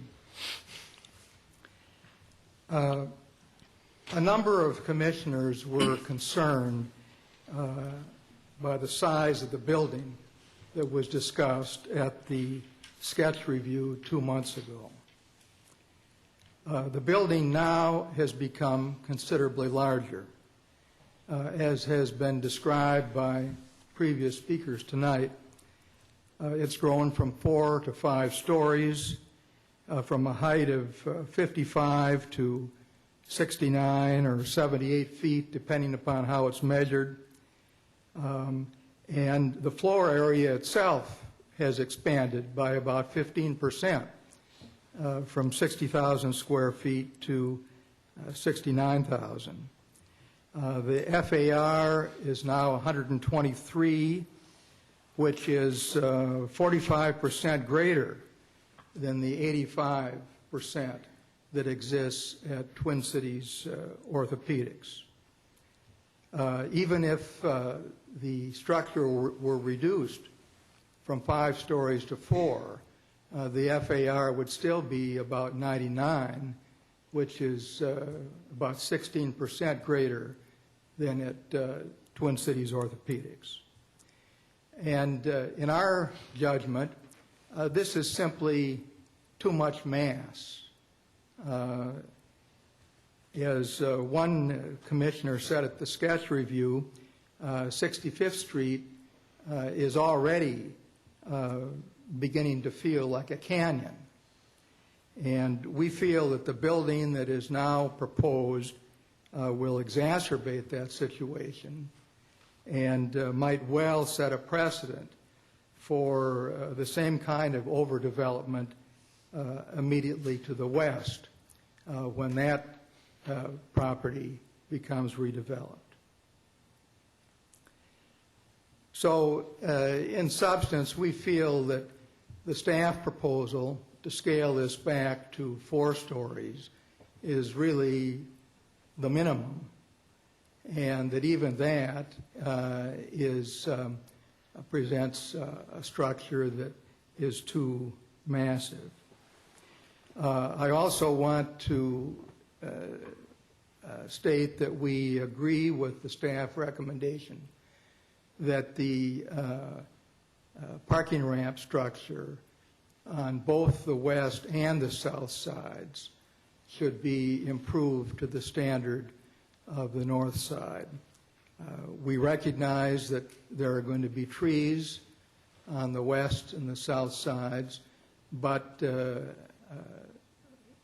many of those trees are going to be deciduous and therefore will not provide us with year-round benefit. Thank you. Thank you, Mr. Win. Thank you, Mr. Windhorst.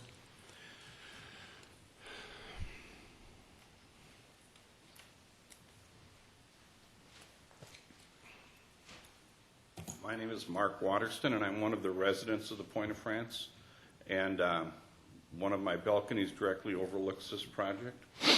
I have a couple concerns, and one concern is I saw something that I'd never seen before looking out my front window.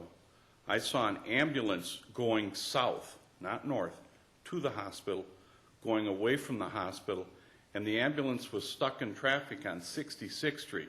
The guy's sitting there with his red lights going and stuck at the traffic light just like you or I. And I think he was afraid he was about 5 cars back to blow his siren and send some little old lady through the intersection and have her get T-boned or something.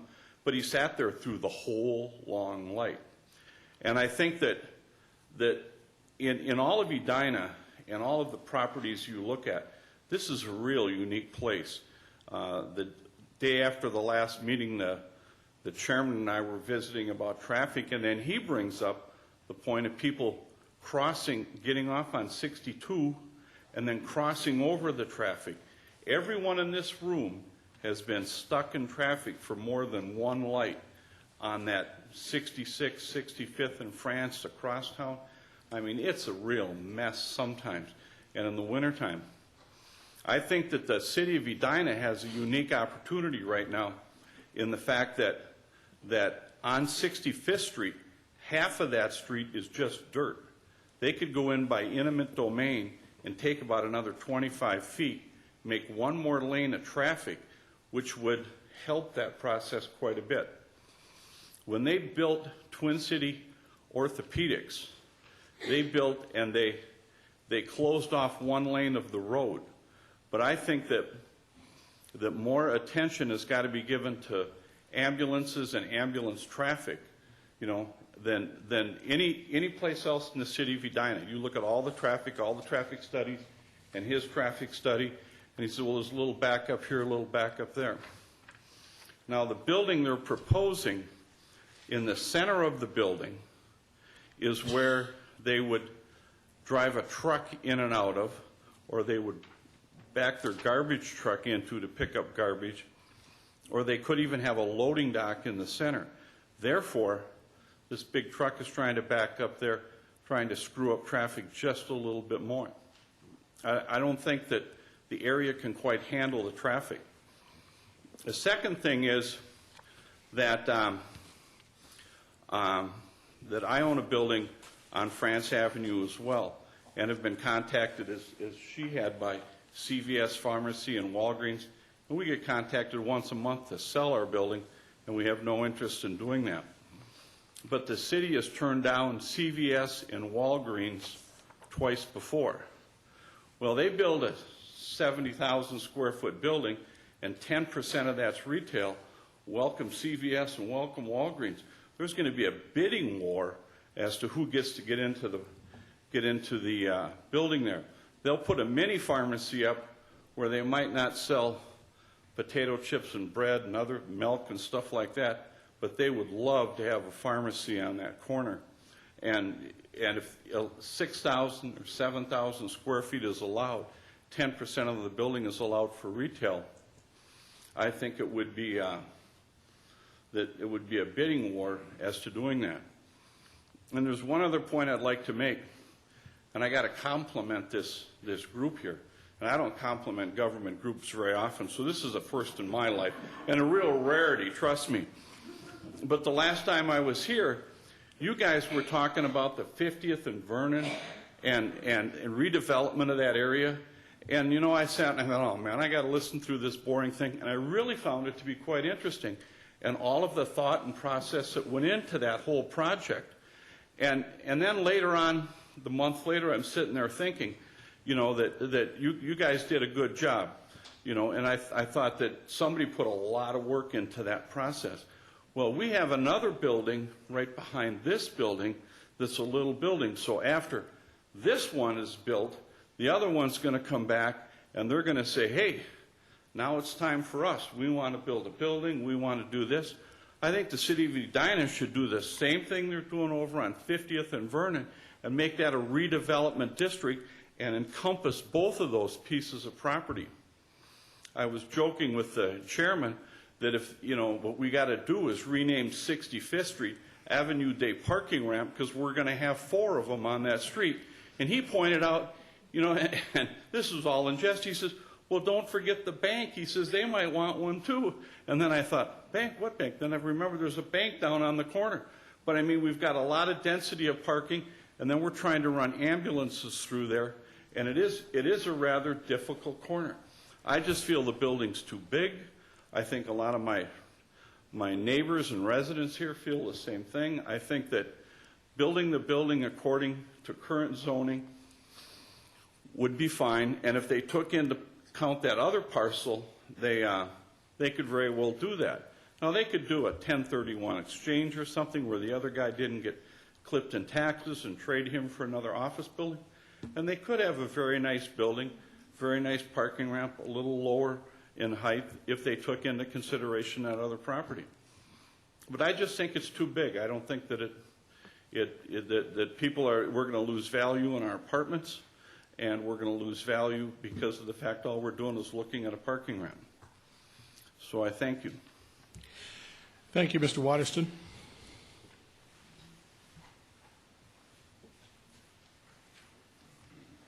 Mr. Chairman and Commissioners, my name is Dave Nichols, and I live in Pointe-aux-France in Unit 303. And I have read the staff report and want to compliment the staff on the way it was put together. It answered a lot of my questions.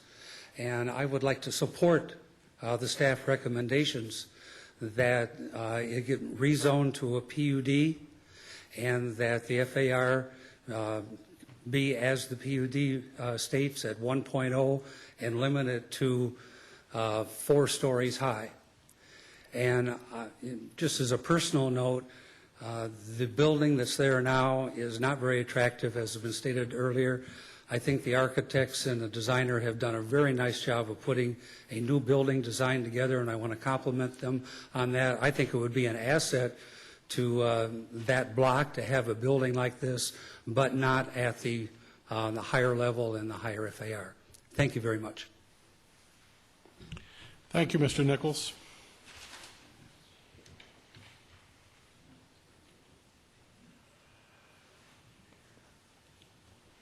My name is Gary Lickletter, and I'm a resident at Pointe-aux-France and a board member at Pointe-aux-France. And I have a few questions here. If the parking ramp takes place, are they going to charge a fee to park there? Because if they did charge a fee, you can just picture somebody going into the coffee shop or into a Walgreens there on the corner, or any one of the shops there, going into this parking ramp, walking around the corner onto France Avenue, and then going into the place. the first thing they do would be to come over to our place and start parking right there at Point of France, and we'd have an awful conflict right there. There'd be tow trucks there towing away cars continually.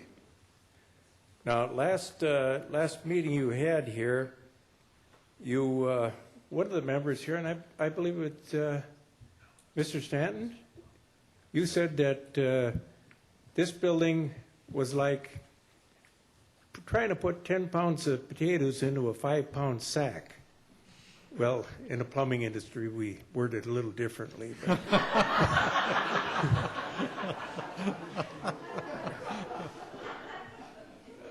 I happen to be a plumbing contractor, and I see here we're having around 10 variances. Well, to me, one variance is one too many, and you have codes and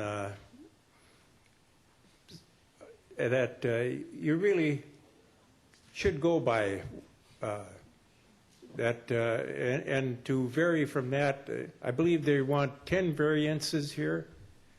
That'd be actually 10 too many. And actually, we have enough medical buildings around here, and there's going to be an awful lot of empty office buildings here if it continues. You look down on 66th Street, it's nothing but offices for medical and physical therapy. They're right over here. If you take and put a 5-story building here, there are going to be a lot of empty offices. And actually, I think that it should never be 5 stories. 4 stories is still too high. And the beauty, I see a lot of beautiful things going in here from Tangletown Gardens and the way the brick structure is and that. But if I wanted it to be beautiful, the city could put a park in. Thank you. Thank you, Mr. Linkletter.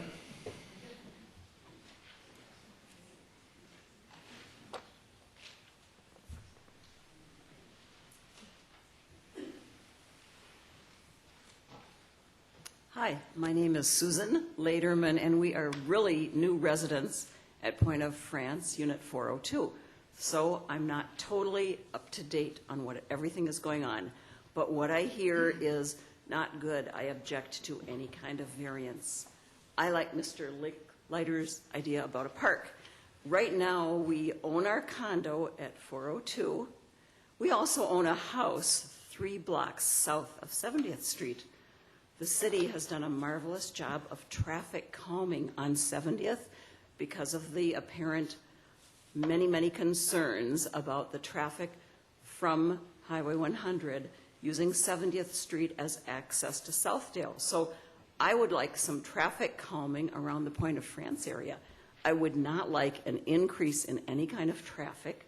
It sounds like from the gentleman from WSP and Associates that there certainly can be traffic problems. Mr. Waterston brought up a problem with an ambulance. The many trips that we've made back and forth to see our new unit before we move into it indicates we see traffic problems. So I really object to anything that adds to traffic. I object to anything that affects our lovely view such as it is. And the other idea, since I'm a person who deals in what ifs and what ifs and what ifs, I do understand that you're saying it's going to be a medical facility, clinics, doctor's office, etc. Well, I talked to the Southdale Medical Office building today. They said they have a lot of space available. And there's plenty of space everywhere in the area for any kind of facility. So my concern is, what if something happens and this lovely medical facility of maybe 2 or 3 stories that they may end up with, or this small little cozy place that they may end up building, if something happens and they can't rent it out to doctors and clinics and physical therapy, then what if? I don't know that you have guaranteed a barber shop there. I don't know that you've guaranteed a coffee shop, a restaurant, all kinds of user-friendly things. I don't know what if they end up with a car parts business. It's great access from the crosstown to pick up car parks and put your new muffler in right in the parking lot. Well, we have to watch someone doing that. So I'm kind of concerned of the what ifs. And I think that's a valid concern. Thank you. Thank you, Ms. Lederman. Yes, thank you. Other comments from the public? Yes, sir. My name is Ron Kalick, Unit 901, Point of France. And I'm going to be What a was the little la- redundant. Sir, what was the name again? Ron Kalick, Kalick. Thank you. 901, Point of France. I think the people have already said everything I was going to say, really, but I think I'd like to first compliment the applicant on the architecture. I think it's an attractive building, and I think the property deserves better use than it has now. But I have to shift to a selfish situation and point out that these are our homes. And when we compare to the office buildings and everything around the FARs, et cetera, I don't think it's fair to compare the FAR of Point of France, because they are our homes. They're not offices. 2 years ago, my wife and I paid a premium on the north side of the building to have a view of the downtown, et cetera. We're on the 9th floor, so we're about at the flagpole height, which I think was 62 feet, 69 feet, something like that. And it sounds like the proposed building is approaching 80 feet, 78 feet when you're looking at the relatively unattractive HVAC, et cetera. So that is very selfish, but selfish motive of a resident, you have to compare that to the selfish motive of a developer, because it's also a selfish motive. So what takes precedent? The precedent of the resident or of the profit motive? I'm totally in favor of the way it's zoned for 30,000 square feet. And I have to say that there was a group sitting here a number of years ago that zoned it at 30,000 square feet for some good reason. And I think what you're being asked to do is to override that by a factor of 2, 69,000 square feet versus 30,000 square feet, and that seems a little unreasonable. The staff, I think, has pointed out that 48 feet should be the highest, and 4 stories, the highest, and that probably still exceeds the 30,000 square feet, so you're still being asked to produce a variance. But I just think they're trying to put something too big in that area. Mark pointed out the emergency vehicles. They come regularly, and we can attest to that because we hear them all the time, and it does tie traffic up quite a bit. And I doubt that that's in the simulation of the the traffic consideration, because I don't know how it could be. It's random. But that's all I have to say. Thank you. Thank you, Mr. Kalick.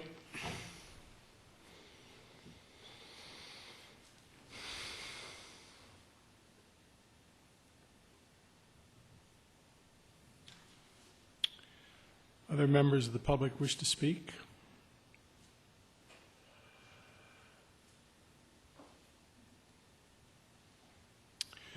Okay, before we move to close the public hearing, there were 2 questions that were asked specifically, and I would like to ask those questions on behalf of the people who spoke. First, there was a question about the parking ramp. Will there be a fee charge to park in the ramp?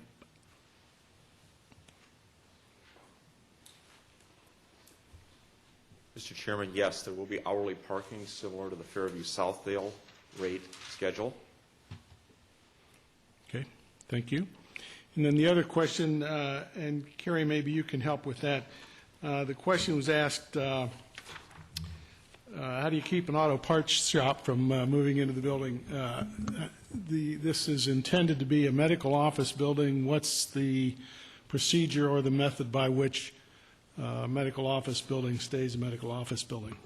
Certainly. I'll read to you the code provision that would be tied to the site.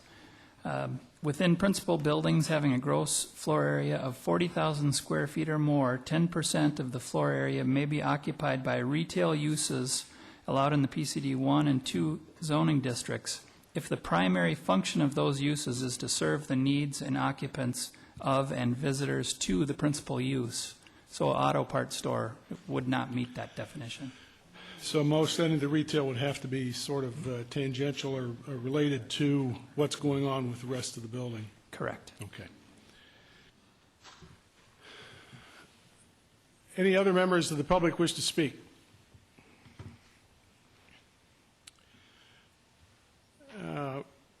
Is this something new, Mr. Waterston?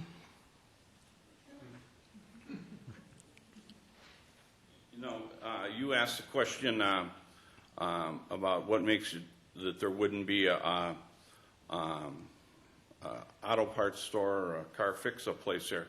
Well, it's going to be too expensive for that. But is there anything to prevent CVS Pharmacy from going in there and the nice rounded corner on the front with "Welcome to CVS" or Walgreens from going in that location when they're allowed up to 10% of the square footage in retail? No, you could have a pharmacy inside a medical office building. So we got it now. We have a CVS or a Well, Walgreens. that's speculative. I don't know. But Yeah. you could have a pharmacy inside a medical building. There's Okay. a pharmacy inside the medical building across the street. Welcome CVS. Thank you. Okay. Maybe Walgreens. They could put them both there. They did on York.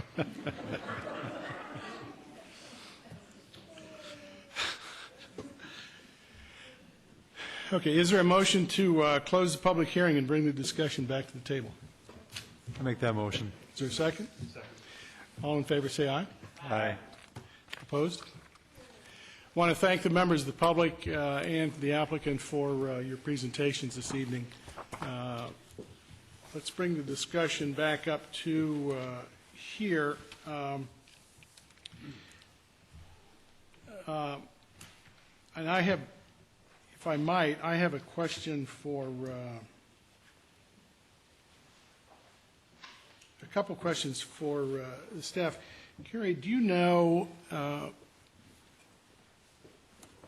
has there been any discussion between the city and Simon as far as what's going on at Southdale? As far as we know, do they intend to keep the same footprint on that? Are they going to put anything next to the street? Do you have any idea or any comment on what might be going on with Southdale itself? I do. I'm not aware of any plans to expand the Southdale building itself, but there has been some discussion about the potential for a residential component that would be at the southeast corner of the Southdale site, essentially across from the Westin, across from the Key Cadillac on that corner, the potential for residential development there.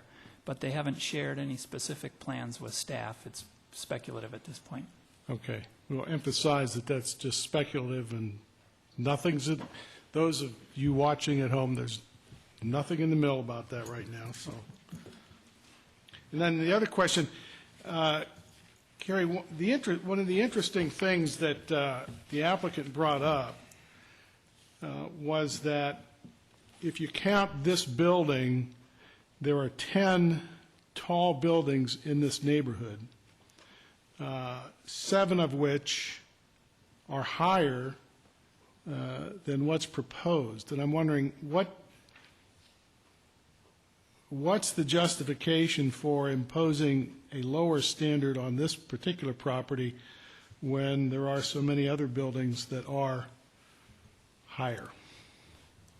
Yeah, staff wrestled with that as we were looking at this project, and I think what it boiled down to was the size of the site and the FAR, increasing the FAR to be greater than those than those properties that have taller buildings on them. It just, for this small of a site, just didn't seem to support that. Commissioner Platter? I have kind of the similar type question. A lot of these buildings have an FAR greater than what's proposed here. Can you speak to that? Why this one would be different than what many of the ones that are already existing? I don't know that the history, and they've been built all throughout time, but just some perspective on that, especially some of the medical buildings, for example, I believe have a FAR greater. Yeah, they're referring to the buildings on the Fairview Hospital campus. So we looked at, the number that staff looked at was that entire site that's zoned regional medical district. And the FAR over the entire site is 1.16. So we didn't look at the individual buildings on the site. We looked at that entire campus. Are there different properties on that site, or is it all one property that they are associated with? There are several different properties. So you didn't look at them by property, you looked by the campus? Correct. By our zoning definition, we define tract. So everything that has the same zoning designation, it's all zoned regional medical district. So we looked at the entire tract, and that's the FAR of that tract is the 1.16.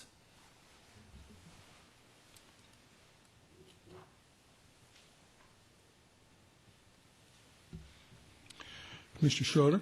Mr. Chair, I do want to address the question of height, and I have an opinion I think is contrary to what staff is recommending in the comprehensive plan relative to height, comprehensive plan amendment. Our comprehensive plan, and actually in subsequent planning studies, we've worked hard to understand how we can actually design buildings that would approach the street and create a more humane pedestrian realm at the street.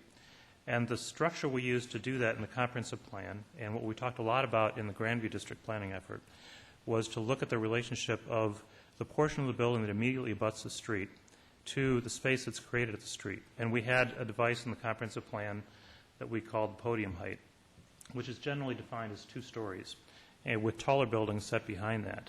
And I think it's important to think about this building either at 5 stories or 4 stories and how it approaches the street. And I think it doesn't respect what we wanted to achieve in the comprehensive plan. It provides an extremely tall face immediately at the back edge of the sidewalk.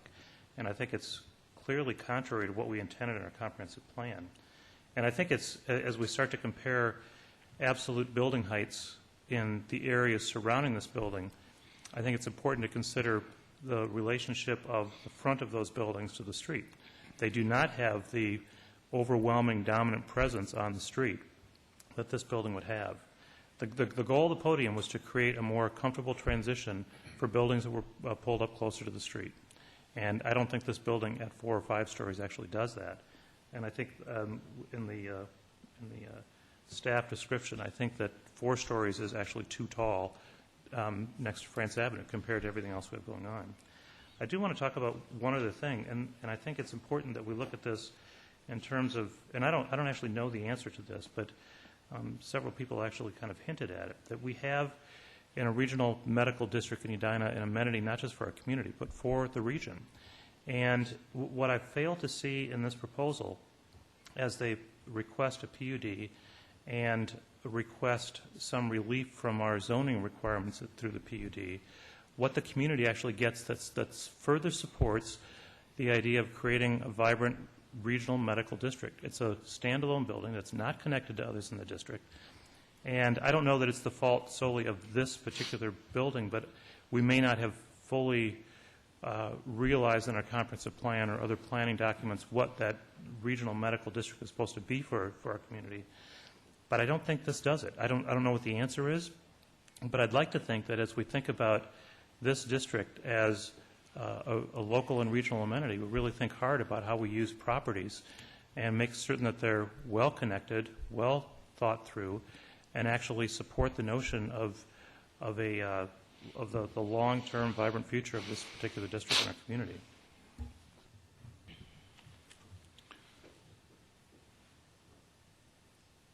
Commissioner Forrest?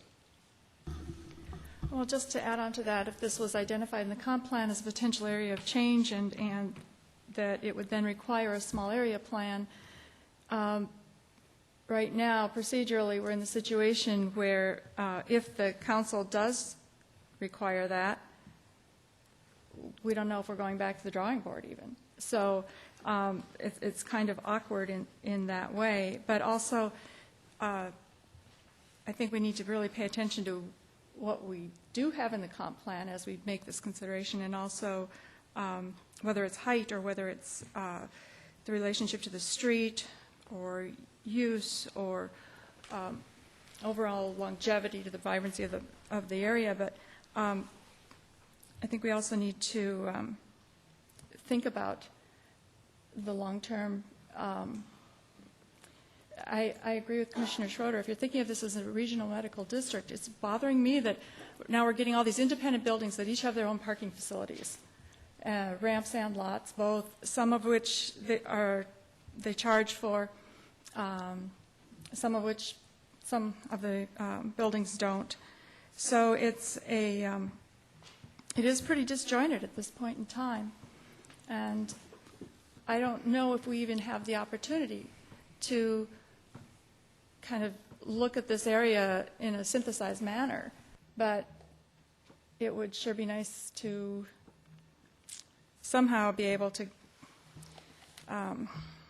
keep all of that in mind as we go forward with this or any other projects in the area. Commissioner Carpenter? I've listened to this discussion both now and previously on this, and I think the thoughts and concerns really haven't dramatically changed. They've sort of shifted in style, but I think the issue still is this too big for that particular site? I think it's a beautiful building. I think some of the people out there who spoke about it commended it for that purpose as well. I mean, I think it's a gorgeous building. It's very attractive, and it's a nice building to have, but maybe it's the wrong place for the building to be. That's kind of the way I'm looking at it. Persuaded a little bit by some of the discussion. I think if you go back to our last meeting, I was not quite of this point of view, but I'm shifting and thinking that Mr. Staunton's concerns that he expressed at the last meeting are probably the ones that everybody is starting to move in the direction of.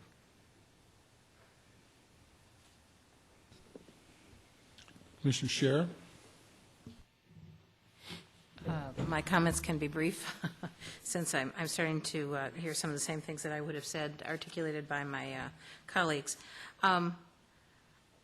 As we did state in our last meeting, I really did feel that, and continue to feel that, we're trying to put an awful lot into this space. I also concur that the building is lovely. The design is great, albeit we're missing podium height, et cetera. It would be, just from an aesthetic standpoint, an asset to the neighborhood. But it's a lot. It's big. And I really don't feel that a change to the comprehensive plan is supported at this time of this magnitude. And as an aside, one point that we didn't discuss this evening that I believe I discussed the last time, and I think perhaps Mr. Waterston brought it up in his comments, I am concerned about delivery implications and how it would affect the residential neighborhood of Pointe-aux-France. I think that has not really been addressed here, and it doesn't appear to have been changed a lot in the plans. And I think that would have a negative impact on them.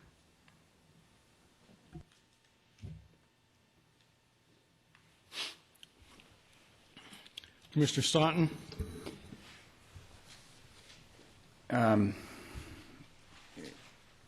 You know, I think the more we, and I had remembered thinking about the 10 pounds of potatoes in 5-pound sack, but I didn't remember whether I said it or not. So, I think there's a lot of things about the building that are good, but I think we need to start from the perspective that when we're doing a planned unit development, we are giving a lot, and a lot is being asked of us, and we should get a lot in exchange. And I think that this is a really important part of our community, this medical campus, this regional medical center. And this is the right use for this. I'm very supportive of shifting from that office use, the generic office use, to a regional medical center. But if we're going to do that, we want to do it in a holistic way. And I can't help but be bothered by the fact that if we approve this, we've got a site, this site by my calculations is just a little under 1.3 acres. The site that's left over between that and Cornelia Place is 1.07 acres. So it's going to be an orphan site, and it's either going to have a similar duplication, as some of the folks who testified tonight said, or it's just not going to be able to get developed, and then we've got a gap in what's going on. Conversely, if that was combined with this, you'd really be able to solve a lot of the problems that we have. And I would be supportive of being more flexible on height or other things, because I think you could really cushion it much better. You could do the things that Commissioner Schroeder talked about with the streetscape, where you might be able to bring it away from the street after 2 stories.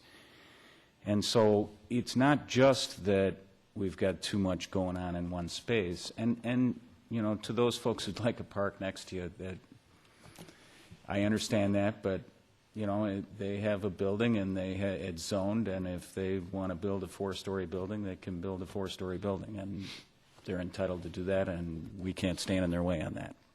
But if they want to go above that and they want, you know, variances, and it's not really variances, if they want exceptions to our regulations for a planned unit development, I think they have to be part of the solution for this whole district, and I don't see that happening with this, especially with that kind of orphan parcel. And I recognize that that's not entirely the developer's problem, but I just don't see, I can't get over the hump to grant these kinds of exceptions without a more global solution being part of it.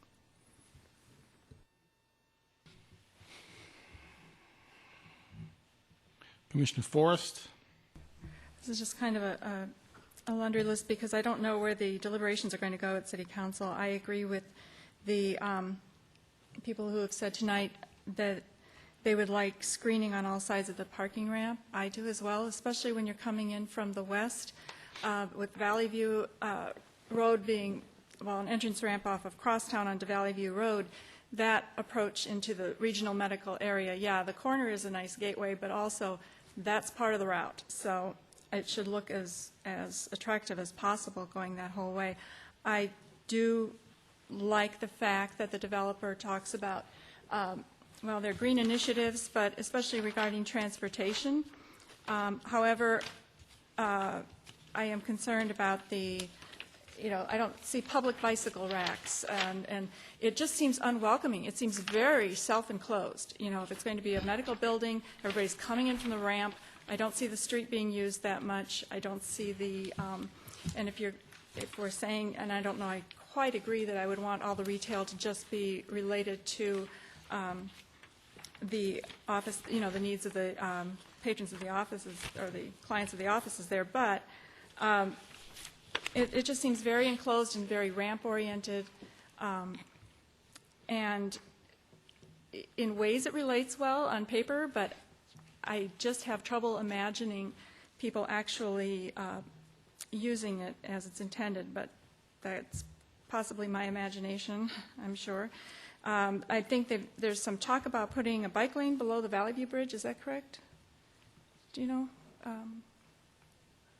I thought I'd been hearing about that, so that means there'd be increased bike traffic in the area, which can be good for people who are commuting there as workers, but also it should be something that should really be considered, again, with the building itself and any increased traffic and activity on 65th Street. That's enough. Thanks. Oh, yeah, wait.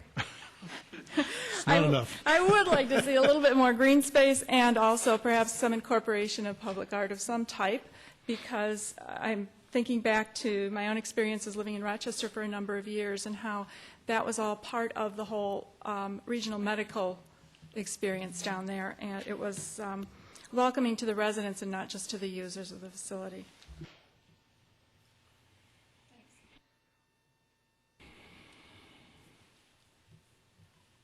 Commissioner Platter? I was going to mention one thing in particular, agreeing with Commissioner Staunton as far as the regionality of this. And this is, you know, I brought up the Sky Bridge earlier. You know, all these pieces are supporting themselves on their own parcel, and there's no connectivity between. I realize they're different properties, but a medical campus to me means being able to get between other places. And let's face it, you can't here unless you drive. There's really no way to walk around, pedestrian traffic around. That's what I think bothers me on this site, just in this kind of this area, is just another thing plopped in to be its own thing in that spot. So I would almost, I don't know what the council did, if anything, a small area plan or some limited type of thing on this to assess what's around this area, what's happening. Are we building all this parking? Does it end up being too much parking overall? Are we sharing parking when we need to? Are we sharing these sites? I think that's what one of my biggest concerns in this area. And again, back to the orphan parcel, maybe that's not in your cards and maybe there's nothing you can do about it, but that ends up being, it's going to be another densification that'll be its own thing with its own parking and everything else going with it. So that's my comment. Mr. Chair, I know we've broken protocol once this evening. Is there any chance I could have 30 seconds? 30 seconds. I dropped off with our packet an extensive green initiative on bikes through a ZAP program.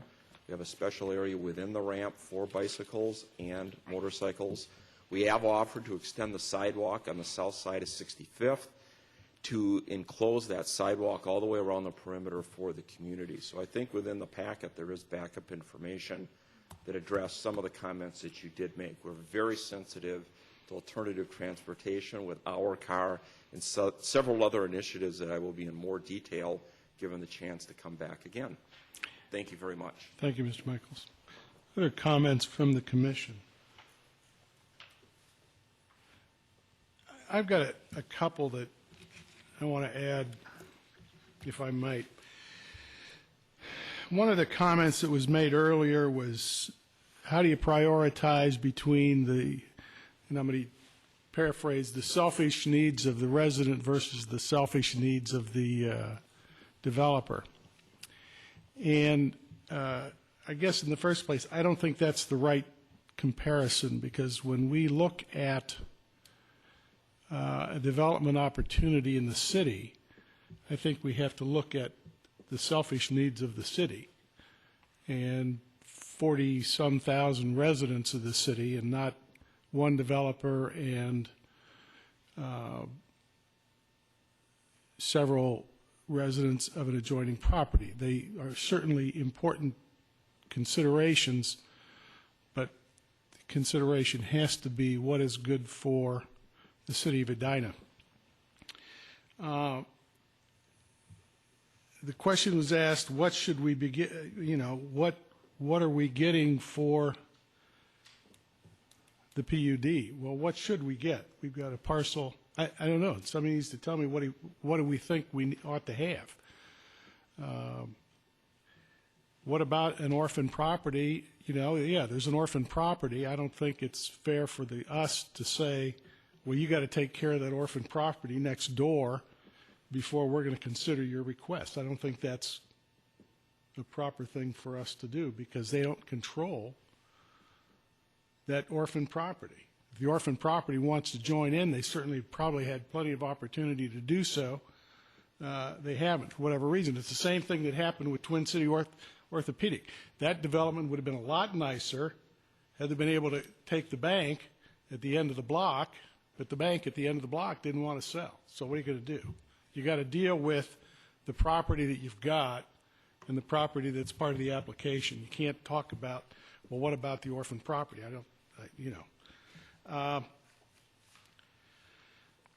I'm really troubled by the fact that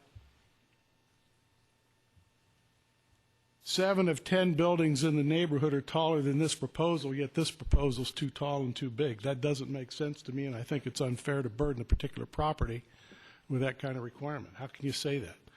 That's like saying, it's just, the logic is not there. And we don't have a situation in this area, as much as we'd like to have in this area, like we had with Centennial Lakes, where we had a whole great big parcel that we could develop and parcel out and say, this is going to be residential, this is going to be office, this is going to be something else. We don't have that here. You don't have that in Grandview. We've got a small area development proposal that is a concept that we would like to see developed, but in fact, no property owner in the Grandview area has any obligation to do anything that was required, that we came up with as part of that process. We can't do that there. We can't do it here. So I think it's a good building. It contributes to the nature of the area being medical and medical related. And for myself, I'm in favor of the proposal. I don't see any particular reason not to go forward with it, but that's my opinion. I'm one of many. Mr. Chair. Commissioner Schroeder. You asked what we should get, and I think maybe we haven't been clear about what we should get. I think it's actually pretty clear. Number one, I think we should get alignment with our comprehensive plan. It's the guiding policy of our city, and if we stray beyond that, we should have really good reasons for doing so. We talk about the design of the building. I think my opinion differs from what I'm hearing from others. I don't think it's a great design. I think it's a pretty standard 5-story building with a little bit of fanciness in some parts of the skin of the building. I don't think it's extraordinary.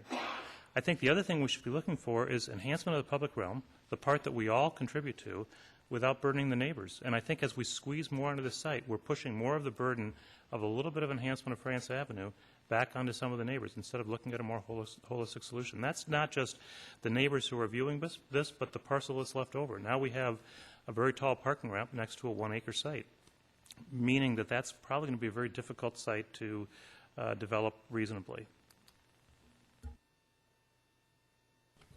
Commissioner Staunton.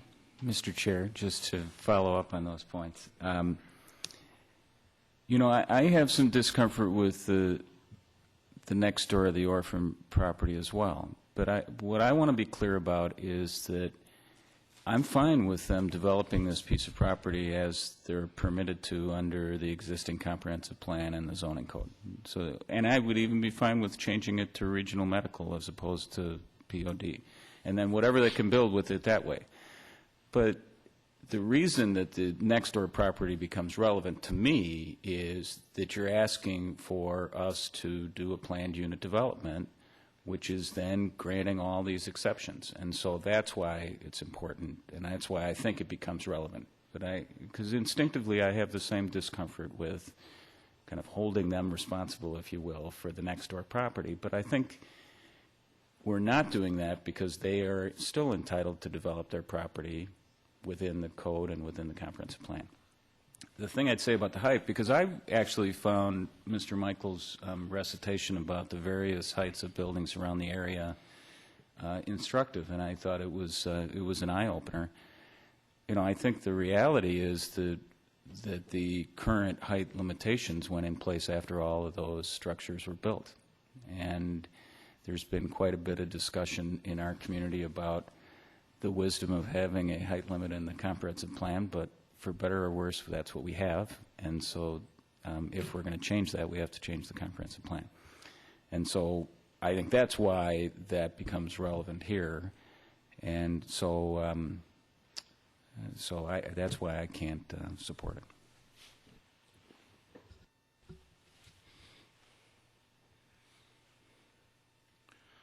Other comments?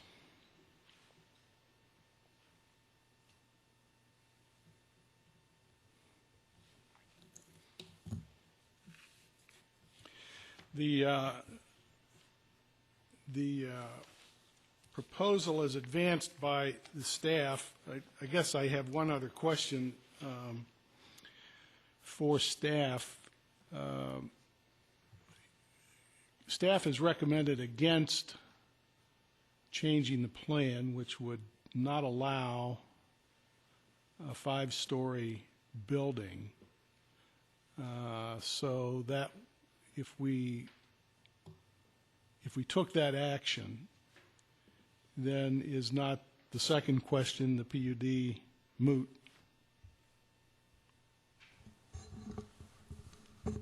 If that were the action, you could support the PUD if you were comfortable with 4 stories at the street in the FAR less than 1. But But my question is, how can, then we don't have anything, we don't have any proposal to give a preliminary approval to, because the proposal before us is for 5 stories and 1 point whatever FAR. And I don't, you know, that would seem to me to be a rejection of the second out of hand. I mean, there's nothing more for us to act. Does anybody disagree? Am I looking at that the right way? It would. You could recommend denial of the comprehensive plan amendment and the preliminary rezoning to PUD. Mr. Chair, I agree with you. I think it's hard for us to approve something they didn't propose. Right.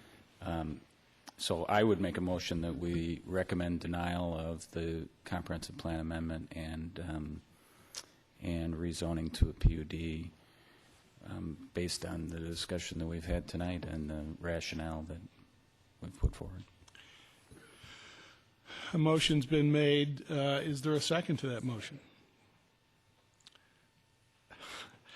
The motion's been made and seconded to deny the request for the comp plan amendment. Is there further discussion on that motion?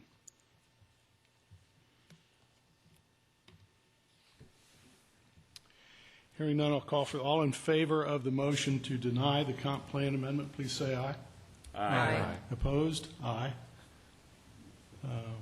The motion fails. Or the motion is adopted. The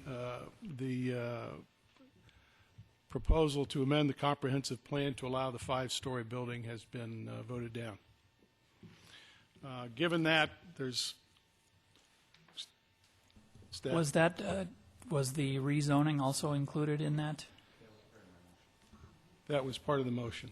So denial just of wanted to the be comp clear. plan amendment and denial of the rezoning. Thank you for your presentations. Thank you for your presentations. That concludes the business on that issue. The next item on the agenda, correspondence and petitions. Receive the council connections. As you leave, I appreciate you take your comments outside the chambers, please. You received council connection.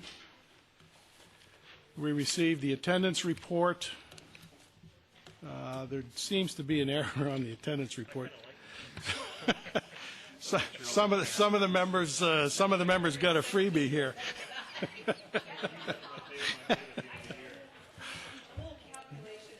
Yeah.